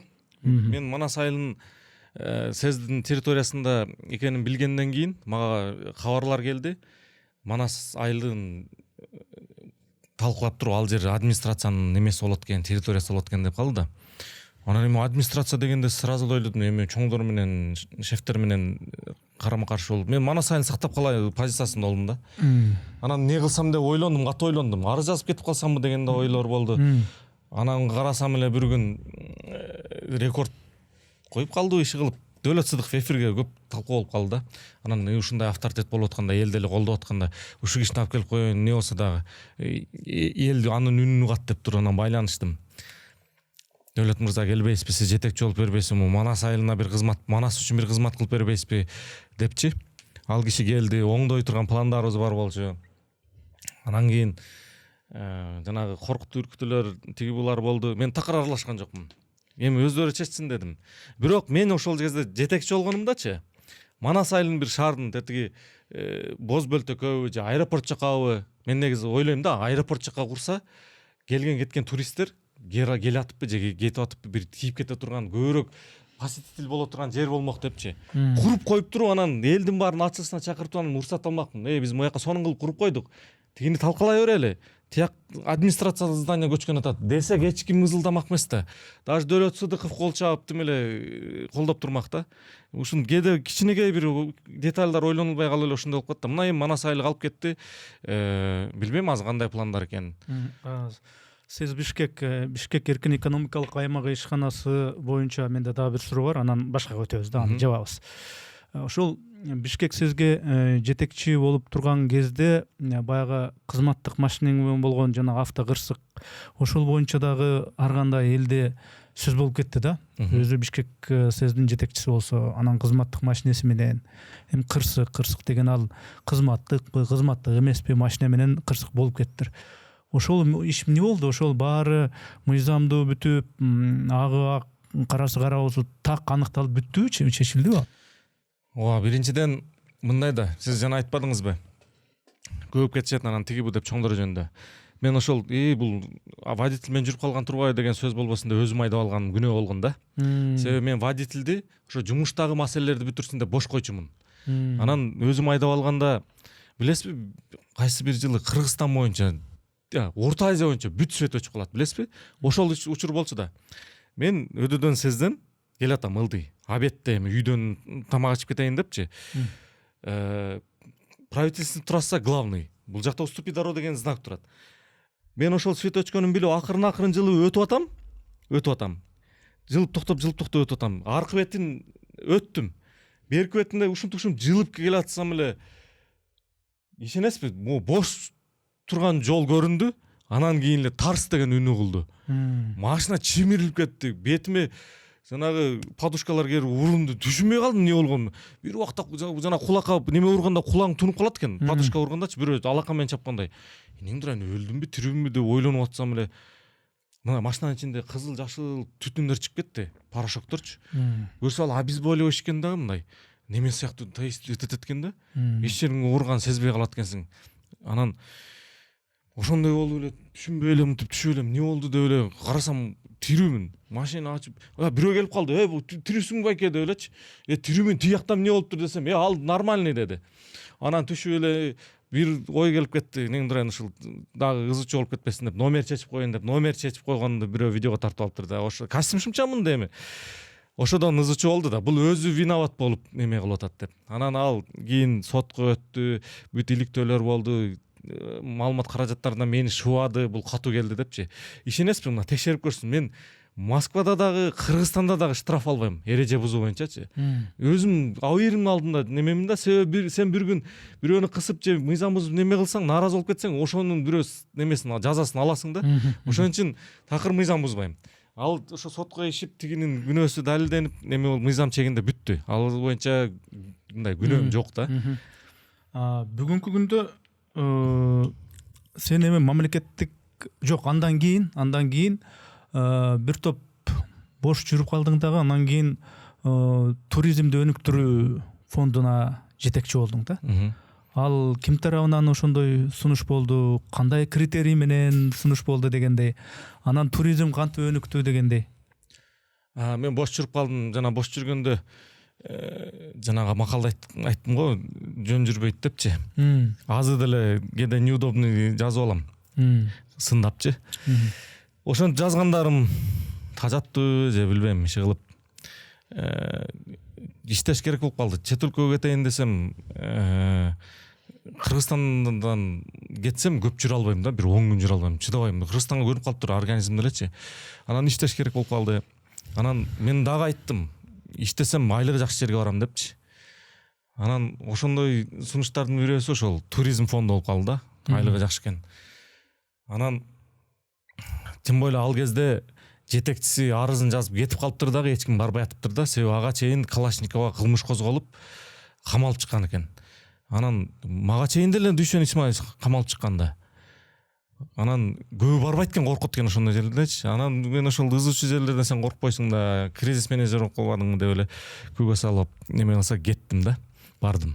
Же ошондо ким тараптан сунуш болду, же өзүң мен ошо туризм министрлигин көздөп жүрөм, ошол жака барайын дедиңби, же бирөө сунуш кылды? Жок, мага президент көп айтты, бул пиар жагын, маалымат жагын эле көрө берет да меничи. Анан мен журналисткадан 2015-жылы кеткен байке, билесизби? Бир убакта журналисттер $100, анан акча берсең любой шыбайт тиги бу деген сөздөр чыгып кетип, мен ошондой сөздү уккум келбейт да. Журналисткадан кеткенмин. Анан мен барган жагыма кайра барбайм деп эле журналисттиктен такыр отказ берип аттым. Жок, ошо тоготер суроо, туризмди өнүктүрүү фондунун жетекчилигинде демек президент өзү сунуштаптыр. Президент эми сен пиарды жакшы кыласың деген мааниде сунуш кылды да.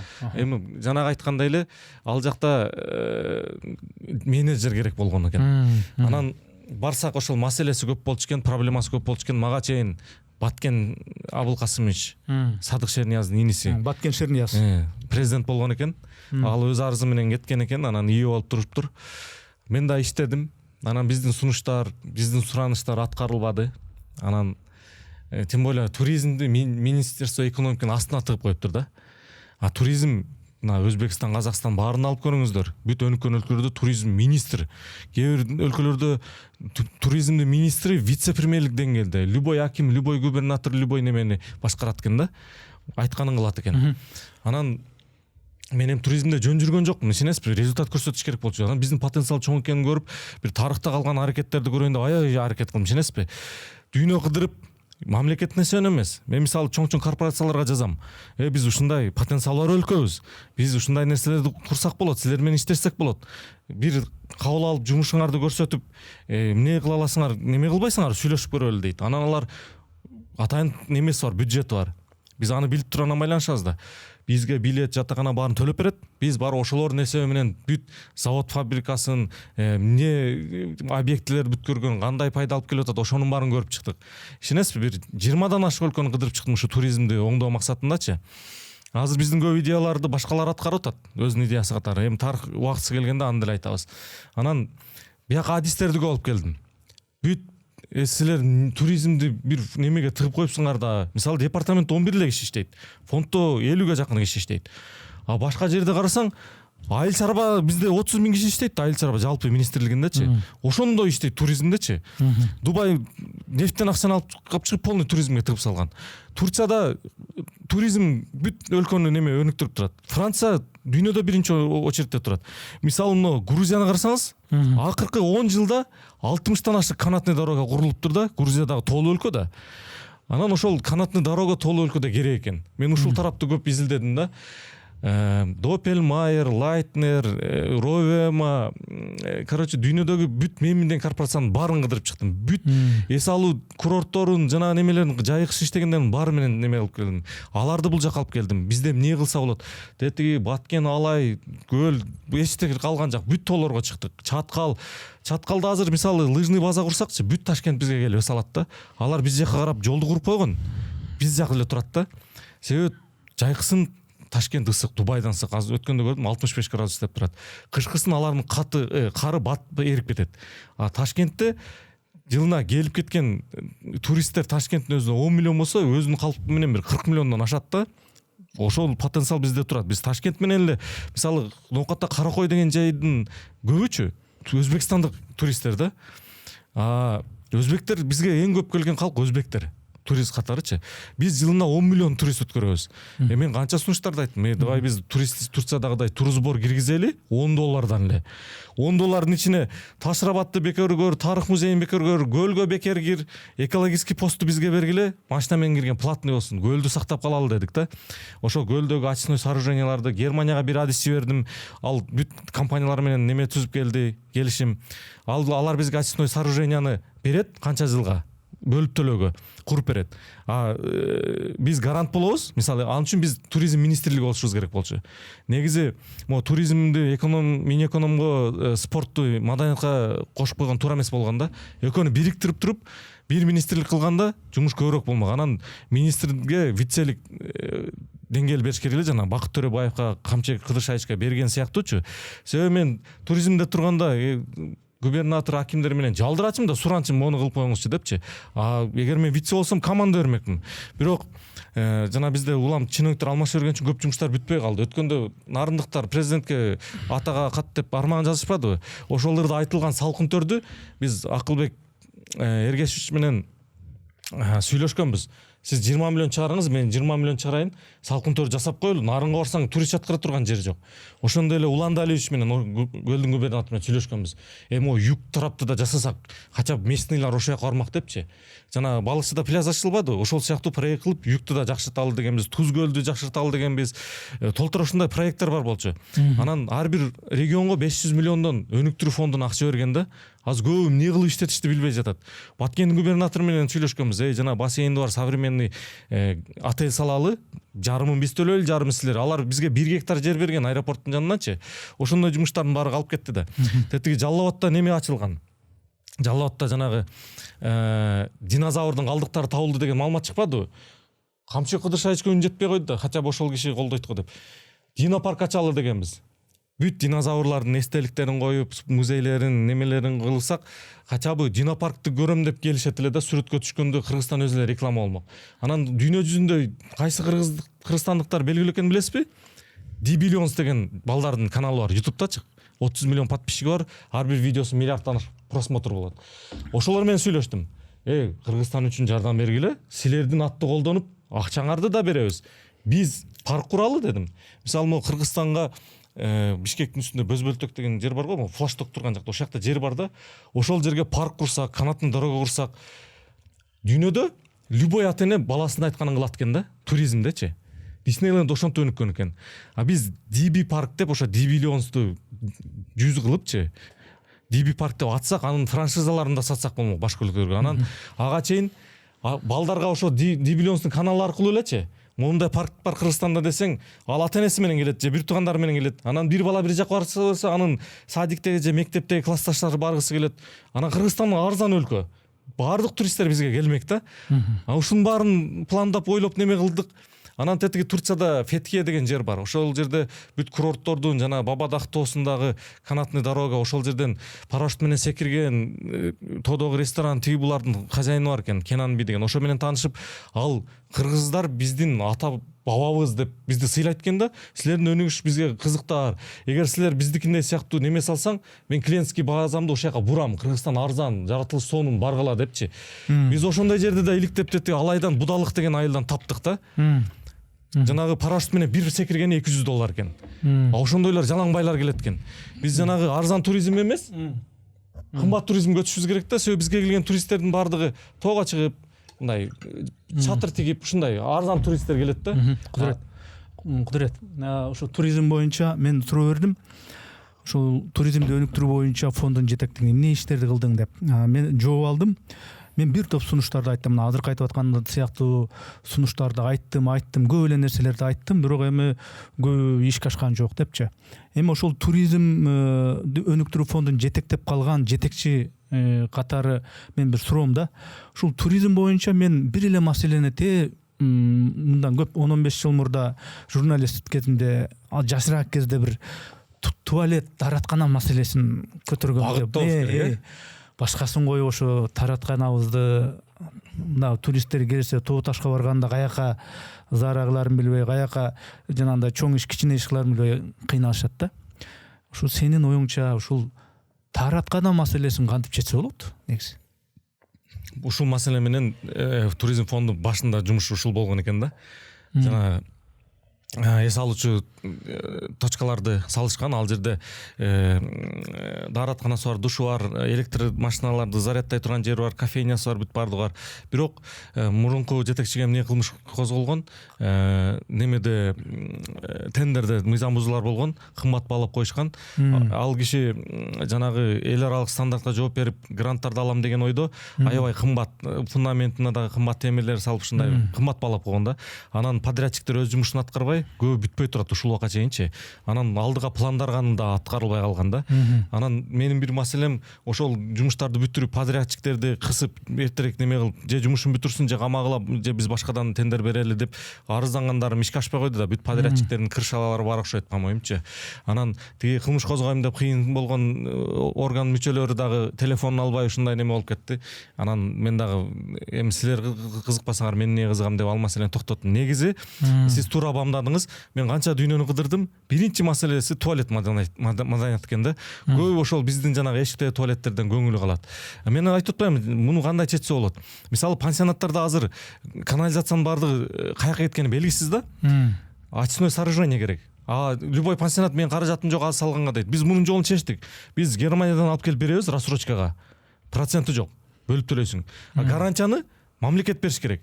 Бу пансионат төлөй албай калса, мен берем акчасын депчи. Ошол үчүн туризм министрлик болуш керек.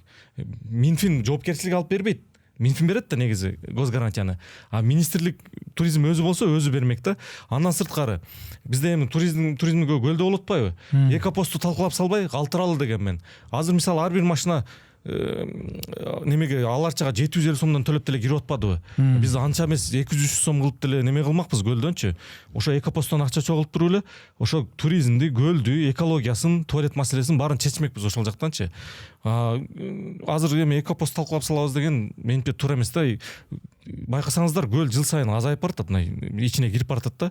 Муну эмтеден ойлонбосок, таштанды, канализация, тиги бул маселелери неме болот, себеби мөңгүдө ирип атпайбы. Ошон үчүн буга олуттуу маселе неме кылып, дагы деле кеч эмес, туризмди министрлик кылып туруп, ага көбүрөөк мүмкүнчүлүк бериш керек. Өткөндө президент Садыр Нуркожоев пост жазды. Кыргызстандын келечеги өндүрүш менен туризм деп. Эми тагдырдын тамашасын карабайсызбы? Туризмди дагы өндүрүштү да мен жетектеп, эми көйгөйлөрүн билем да. Эми бул жерде Садыр Нуркожоевду күнөөлөбөйм. Көңүл бурбады депчи. Ал киши Акылбек Жапаровго ишенген. Акылбек Үсөнбекович өзүнүн кетерин билген окшойт. Такыр көңүл бурган жок да. мойнун алсын, такыр көңүл бурган жок. Биздин маселелерди карабай да койчу. Суроо өтүп кетчи исхажа шилерибиздинчи. Анан туризмди курировать эткен Эдил Жолдубаевич. Ал киши да көп көңүл бурган жок, чын айтып коеюн. Экөөбүз бир эки эле жолу жолуктук да. На самом деле бизди курировать эткен катары мен мини экономдун чогулушунда башкалар көйгөйүн угуп отура бербей, түз кирип мамлекет жетекчилиги менен чечишим керек болчу ошол учурда. Андай мүмкүнчүлүк болгон жок. Бизде дагы эле бюрократия бар да. Эми мен билгенден ушул Кудурет Тайшабаровго негизи мындай сот жообуна тартылып, сот кандай бир айып койгон, ошол акыбалың тууралуу айтып берсең, ошол сотко эмне болуп кирип чыгып жүрөсүң, эмне айыптарды коюп, кайсы ушундай жакшы нерселерди сунуштасаң, жакшы тыянактарды көрсөтүүгө далалат кылсаң, анан эмне айып коюлуп атат ошондо? Мага айып коюлган жок, немеге допроско чакырышты. ГКМгачы. Негизи көп неме кылышты, ар кайсы маселе боюнча тартыпчы. Анан эми мыйзам бузбасаң өзүңө уверенно барасың да. Эмне мага заказ болуп атабы, айткыла ачыгын, мен анда эптеп эле камаш керек болсо мен силерге жумушуңарды кыйнабай эле айтайын депчи, мындай могу менен камагыла деп. Анан эми ал маселе акыркы жолку немеде ушул криминалга байланыштуу, криминал менен байланышы бар деп айып коюшту. Бирок аны биз ошол кездеги тиешеси барлар менен баардыгын неме кылып, ал эч кандай криминал эмес, мамлекеттик маселе чечүүгө байланыштуу болгонун чечип, ал допрос, ал иш жабылып токтоп, азыр эми Кудайга шүкүр деп пост жазсам да кама ийбей эле, оюм жакшы эле деп жазып атпайм ба. Демек ошо жанагы караларга, криминалдарга байланышы бар деген сөздөргө такыр эле негиз жок, Ага такыр негиз жок. Мен себеби криминалдарга байланышкан үчүн, бирок сиздин территориясына тийишпей келечи деп сураныч менен кайрылганмын да. Себеби билесиз, убагында Икрам Сатарыч, Алмазбек Атамбаевдин водители кармалганда, ошол сиздин территориясынан дизель комплект деген субъекттен $150,000 пара алып кармалган да. Ошонтип илгери чоңдор, криминалдар күрүстетип турган экен.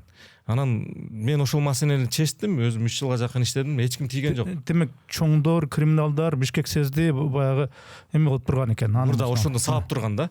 Ошол маселе мен келгенде болгон жок. Мисалы, бизден баары бир коркот, журналисттерденчи, бош жүрсөң деле, кызматта турсаң деле, коюшуга тийбечи депчи. Эгер бул саспчы болсо көрдүң депчи. Ошон үчүн сизге тийишкен жок да. Сиз ошон үчүн результат көрсөтө алды биздин учурда.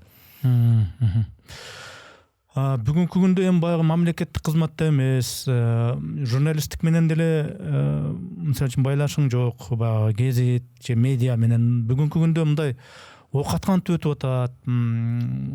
Оокат аш жагы, киреши табуу жагы, кандай бирдеме менен алектенүү жагы кандай болуп атат дегендей. Көп айтат да, эч жакта иштебесең сен значит басып коюпсуң да депчи. Мен ошону мен сурайын дедим. Ондай чоң болуп иштеп атканда мында басып коюп, ошону акырын жеп жатасыңбы дегендей кылып. Жана айтып кетпедим, мен Кыргызстандагы ырчылардын почти 70% ырларын жазып берем. Бергем да убагында. Азыр эми бир аз жазып калдым. Анан Кыргыз патент ай сайын гонорар төлөт. Илгери билесиз да, акын жазуучулар аябай бай жашап, курорттор дес алып, Кыргыз патенттен чемодан акчалардан. Азыр эми андай бааланбай калды. Ушул маселени айтып койсом, Садыр Нуркожоевич бүт тармакка көңүл бурду, бирок мындай адабиятка болор элек да, чыгармачылыккачы. Ошол Кыргыз патенттин гонорарынын өзүнүн фондунан көбөйтүп берсе, көбүрөөк акын жазуучулар жаза баштаса, жаштарыбыз көбүрөөк сабаттуураак болмок эле да. Мотивация болмок. Азыр мындай бир сумма бөлүнөт. Ал канча автор болсо, ошонун коэффициенттери болот, ошого бөлүнүп кетет. Ал жерде дагы таанышына карап, жакынына карап, ким жакшыраак, жылуураак сүйлөсө ошого карап бөлүнүп кетет да. Эми мурда мен ызылдап жүргөн учурда жакшы алчыбыз. Анан азыр эми көп наразы болгондор да бар да, мына кеч берип атат, жакшы карабай атат, эсептебей атат депчи. Ошол жактан алган гонорарыбыз бизге кенен жетчү кээ бир учурлардачы. Анан мисалы могул айфонду кантип алды, тиги буду отпайбы? Мен атайын ошол жактан гонорар алганда телефон алып коем. Могу телефонго 4 жыл болду. 12 Pro Max да, ошо гонорарыма алгам. Ал жактан кээ бирлер машина алып коет. Чын-чынына келгендечи. Тиги Бекборбиев деген сыяктуу обону көп немелер машина алып коет 1 жылда бир. Андан сырткары мен өзүм профессиональный волейболистмин. Кыргызстанда бүт турнирлерди утканмын. Өзүм клубта кармап жүргөнмүн. Жана райым клубун кармабай койгон учурда эрем клубун алайдатка деп өзгөртүп бүт алайлыктарды башын бириктирип неме кылып жүргөн, кайратчылап клубун алган учурлар болгон. Анан балдарды машыктырам. 3 күн балдарды машыктырам. Андан сырткары биз айылда алайлыктар мал багып чогойбуз да. Мен ат үстүндө 2 жыл болсо дагы неме болуп калдым. Кадимкидей эле бок чыгарып, чөп жийип, ат багып эле жанагы бизде улактын аттары бар да. Бүгүнкү күндө дагы ошо жер тамда кадимкидей ат кармайсың, багасың. Ооба, биз бок чыгарасың дегендей. Кадимкидей эле айылдагыдай элечи. Себеби ат азыр мындай жакшы түшүнгөнгө жакшы бизнес да болушу мүмкүн да. Аны таптап туруп улактын аты катары сатсаң кымбатыраак кетет. Андан сырткары аттын бир немеси бар экен. Зикир чалып турат экен 24 саатчы. Кудай ушул кожоюндун иши жүрүшүп турсун, ушул аман эсен болуп турсун, ушунун тапканы өзүнөн ашып мени бакканга жетип турсун дейт экен. Анан жана мен кырсык болдум деп атпадымбы? Ошо кырсык болгондо эчтеке болгон жокмун да, бир могул жеримде көгөрдү. Анан бир жумадан кийин атым өлүп калды. $25,000 атым өлүп калды. Анан ошондо алымдар айтты да. Чоң кырсык сага эмес, анда атыңа өзүн алат экен ат. Өзүн алат экен. Сен баша атың өлдү да кайгырба дешти. Сен өлө турган жерден атың өзүң алыптыр депчи. Ошондон кийин мындай көбүнө кеңеш берем да, бир тай болсо да кармап койгула, неме кылып турат деп. Мен ошодон бери Кудай сактасын бир немеге кабыл элекмин. Мындай чоң жанагы текшерүүлөрдөн деле жалган жалып камала элекмин да, Кудайга шүгүр. Эми өзүң баары баягы түпкү пайдубалың баары бир тагдыр ошенткен экен, журналистикага, гезетке аралашып калдың. Баары журналисттик жөндөм бар. Анан ошондой адамдан мен сөз эркиндиги боюнча мен сурабай кое албайм да. Бүгүнкү күндө ушул журналисттердин бирдемени айтканына, дегенине жанагындай камоолор болуп атат. Анан бирөөлөр айтат, өзү анан кийин жазып атканда карабайбы? Ойду тоону жаза бербей. Чала болот дегени бар. Жок, камабаш керек. Эркин оюн пикирин билдире бериш керек. Андай пикирлер көп айтылыш керек. Кабагым кашым дебеш керек андайларга бийлик деп айткандар дагы бар да. Анан бир кезде мен билгенден сен өзүңө дагы ушундай журналисттер тарабынан менимче ушу Бишкек сөздө жетектеп турганда болуш керек эле. Анан сен өзүң пост жазып чыккансың. Мен силерди керек болсо эскертем. Мен силерди керек болсо анан сотко берсем, анан камаласыңар ыйлактат деп. Өзүң ошо журналисттерге ошондой айткансың да, камалып каласыңар депчи. Неге эле ушул журналисттерди камабоо, эркиндик, сөз эркиндиги, ой эркиндиги боюнча эмне айта аласың кыскачараак? Өткөндө сизге эфирге келип кетпеди Адилет дос. Айткез биз илгери кезинен бери доспуз да. Анан ошол айтып атпайбы, сөз эркиндиги жок деп. Анан 2 күндөн кийин чыгып маалымат саясатынын директ неме башчысы Дайыр менен жолугушуп атат да. Бизде ушундай уникалдуу өлкөбүз да. Президенттин маалымат саясатынын жетекчиси менен. Маалымат саясатынын жетекчиси менен жолугуп атат. Мен деле айттым, көп айтат азыр, булар тигини мактап жүргөн, азыр деле пакта коюп жүрдү, тиги бул деп комментарийге жазышы мүмкүн. Мен ошол кызматта жүргөндө дагычы туура эмес нерсе менен туура эмес деп президенттин WhatsApp-ына жазып жүрүп, же пост жаза коюп, ушинтип неме кылып жаман көрүндүм, эмеспи? Эгер мен сиздин алдыңызга килем төшсөк аздык кылат десем, дагы эле кызматта жүрүп же дагы чоңоюп кетмекмин да. Сөз эркиндиги жок бизде. Моюнга алам. Мен азыр ойлонуп жазам. Анан жазып бүтүп дагы камап ийбек эле, мен жаман оюм жок деп жазып коем. Мисалы Канышай Мамыркулованын камалышы. Атай Бейшенбектин илгерки постун бөлүшкөн үчүн камалып атат. Чынбы? Эмнеге Атай Бейшенбек камалган жок? Убагында ошол мен журналист эскертти деп атпайсызбы? Мен журналистикада көп жыл иштедим, сот иштердин баарын билем. Бир мага бирөө сот жазган неме, арыз жазып кайрылган эмес да, канча ошо Facebook'та тийишкендей эле гезитте тийишип жүргөм. Далил болуш керек да. Далилиң жок, божомол, кайсыл соттук иште утуларың билесиң. Мына сезди канча жазышты, коррупция бар, анан тиги бу тачабар мынтиптир, тачабар тиген типтир депчи. Мына сүзгөн иш боюнча деле ДТП боюнча мен күнөөм жок, соттун чечими турат. Ошолор боюнча мен сотко берсем утулмак, анан журналисттер койбой ызы чыгылбайсың деп.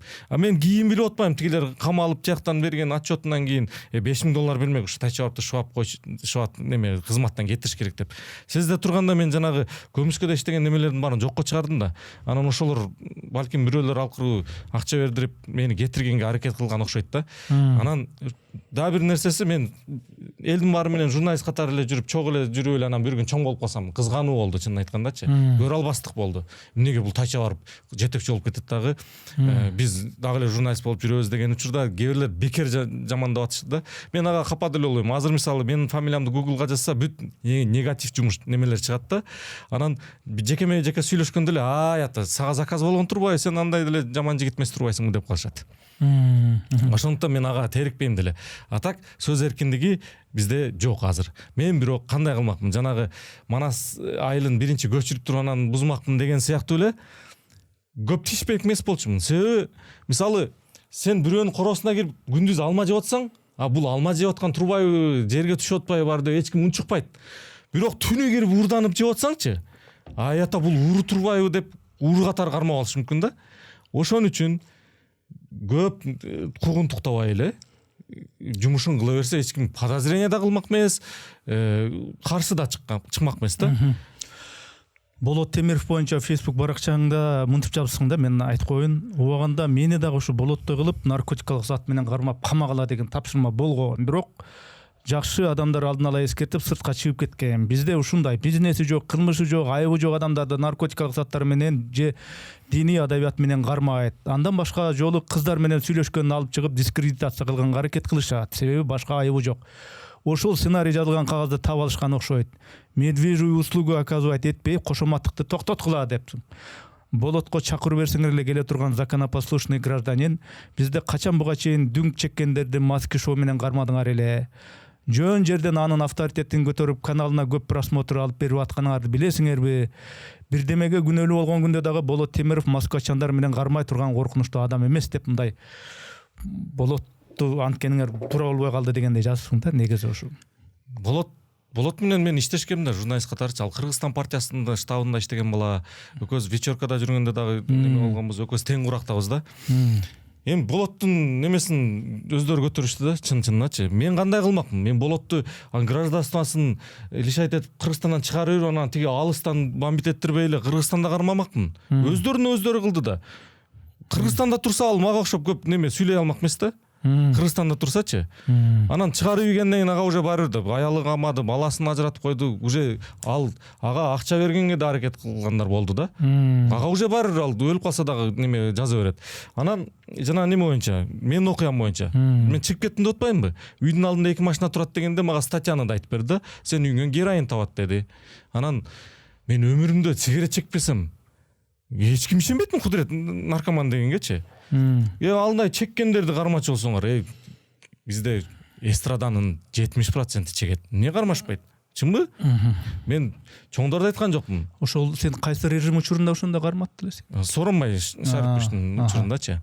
Анан себеби мен жанагындай сындарды айтып туруп алдым да. Дагы эмне деп айтылып калды суроодо. Ошол авторитетин ошентип көтөрбөй эле неме кылса болот болчу да. Мисалы Болоттун иликтөөлөрүндө неме чиновниктерди, мисалы Садыр Нуркожоевич кылмыш кылайын деген ою болбойт да. Кол алдындагылар. Мисалы Акылбек Жапаровду 33 миллиард жеп кетти деп, налоговый жеди деп Камчы Кыдыршаевич айтты. Бирок кылыгы ишайган жок. Эдил Байсаловдун эмес. Акылбек Жапаровдун кылыгы ишайган жок. Значит, тигилерге ответкасы бар да. Жөн жүргөн жок. Неге бизге көңүл бурбайт, биздин тармактарга Акылбек Үсөнбекович десе, ал өзүн коргонуунун аракетин көрүп жүргөн экен да, мен ошол убакта туризмге жетекчи болуп калдым. Эгер ошол убакта мен Садыр Нуркожоевичке түз кирсем, ону момундай кылалы, тигиндей кылалы деп, балким дальше иштеп кетмекмин да. Анан кармай турган болсоңор кармагыла ошолорду. Өзүңөр айттыңар го күнөөлүү деп. Эмне камабадыңар? Анан алардын алдында Болоттун сындары көп немелери, иликтөөлөрү же жок же бар деп күнөөлөрү таба турган иликтөөлөр да, мисалы, чынбы? Анын авторитетин бийлик өзү эле көтөрүрдү. Аны качырбаш керек болчу. Ошол жерде эле Кыргызстан гражданин катары неме кылып туруш керек болчу. Эми толук болбосо дагы буга чейин элге анча белгисиз көп ушул сахнанын артындагы маалыматтарды айттың да. Баарын болбосо дагы. Анан эгерде Кудурет Тайчабаров сиз Бишкектен кетпей эле иштей берсе, эгерде Кудурет Тайчабаров туризмди өнүктүрүү фондунда иштей берсе, кызматтан алынбай элечи, ушул маалыматтар чыга беле? Айтыла беле? мен кызматта турганда деле жазып жаман көргөм да. Алды Болот Темирчендин датасын карасаңыз, мен кызматта турган учурда деле жазылган. Мен ушул бир жаман адатым бар да, кошоматтан албайм да, туура эмес кылса айтып салам. Мен WhatsApp номерлери бар да. Бир жолу президент Бишкекке бирөөнү мэр койду да. 4 сааттан кийин кайра алынды. Ошондо жаза койбойм, досьесин алып тиги бул кылып неме кылбайсызбы десем, президент мага чалып туруп урушту да. Мен эмне Кыргызстанда 33 000 чиновник болсо ошонун баарын тааныйт десин, менин анча таанышым жок.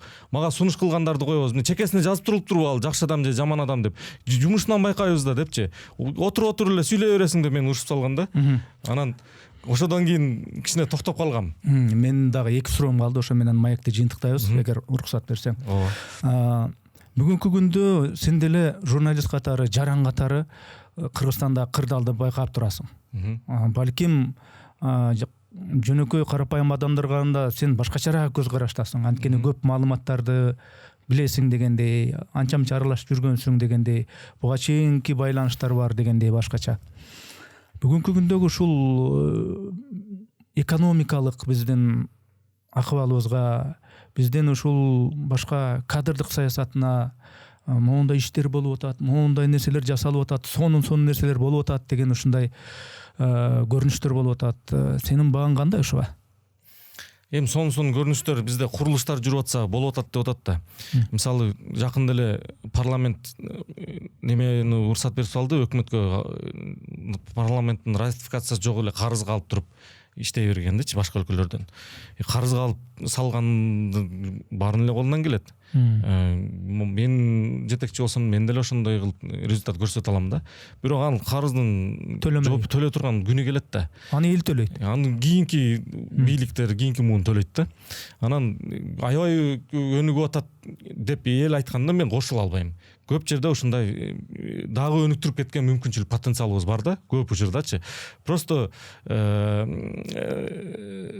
көбүрөөк көңүл бурулуш керек болуп атат да. Мындай сын пикирлерге көбүрөөк көңүл буруш керек болуп атат. Үндөр жетпей калып атат.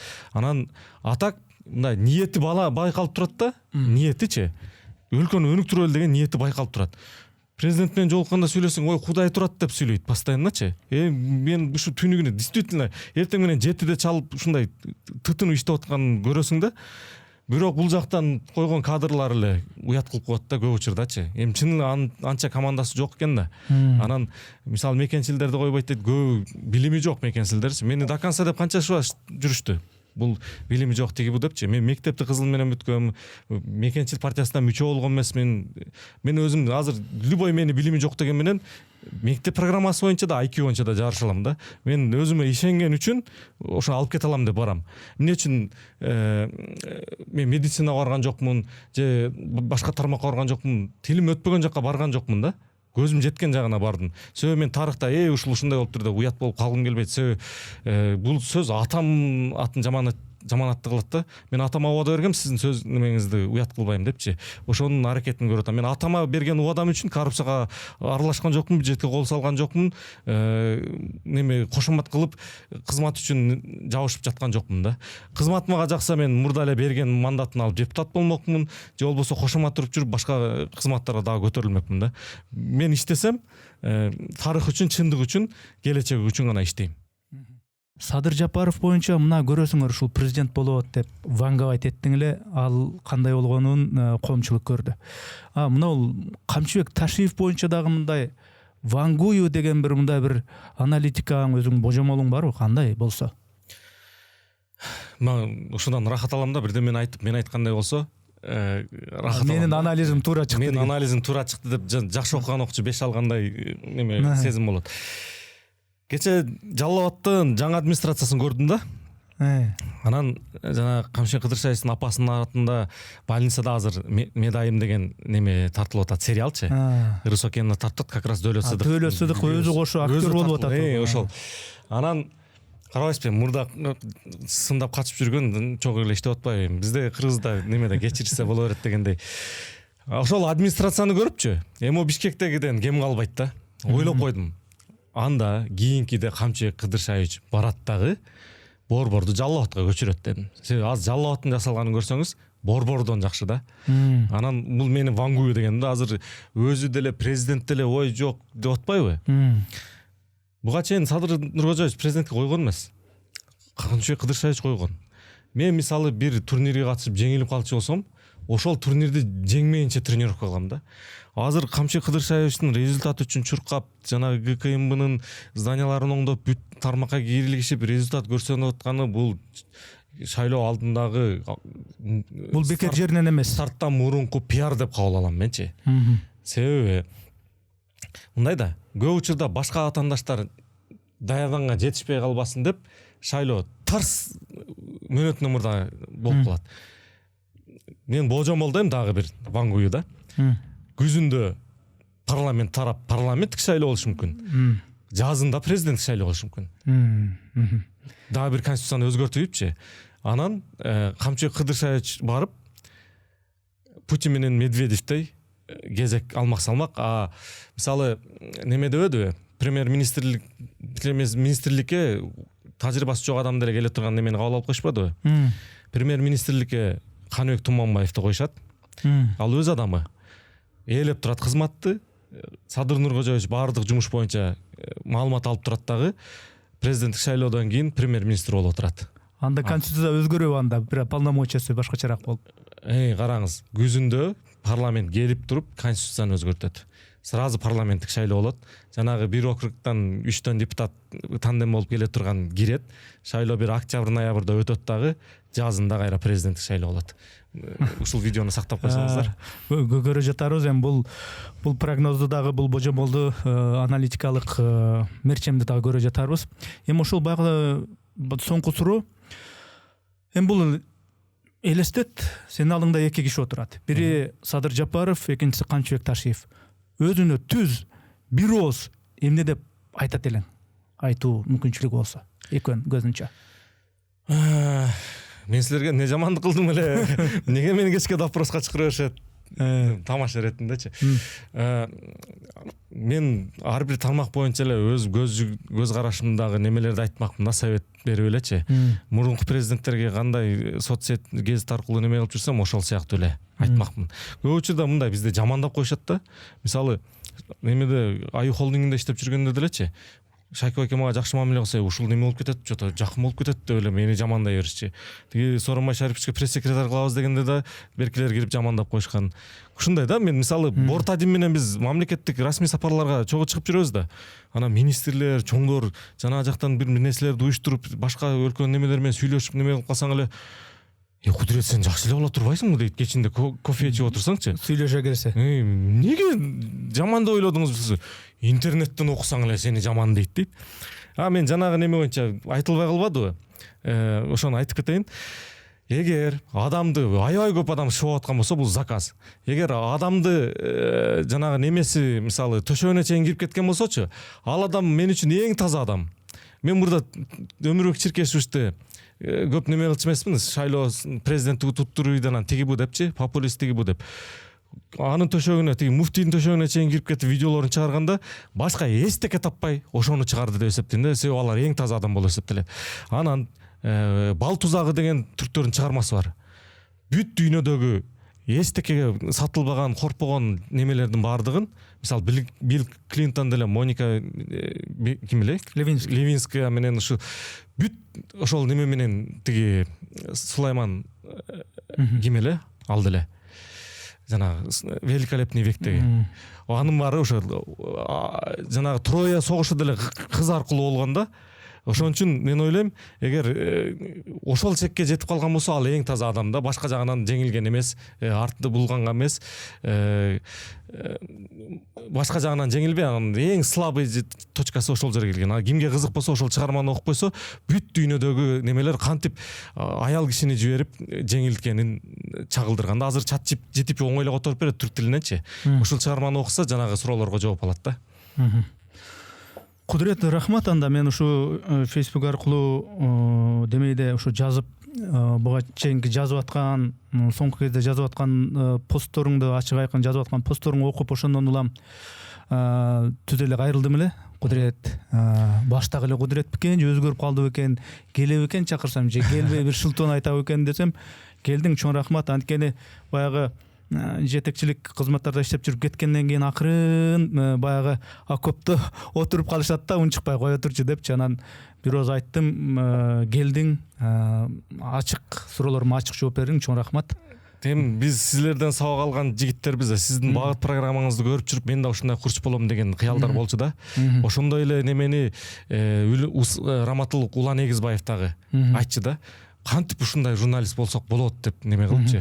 Анан ал агымда иштечиле, анда иликтөөчү журналист болом десең, анда Азаттыкка бар деп мени чакырган учурда, анда Султан Жумагулов байкеле мен Уланды жибергем да, ушул бала өсөт, мен өзүм жардам берем депчи.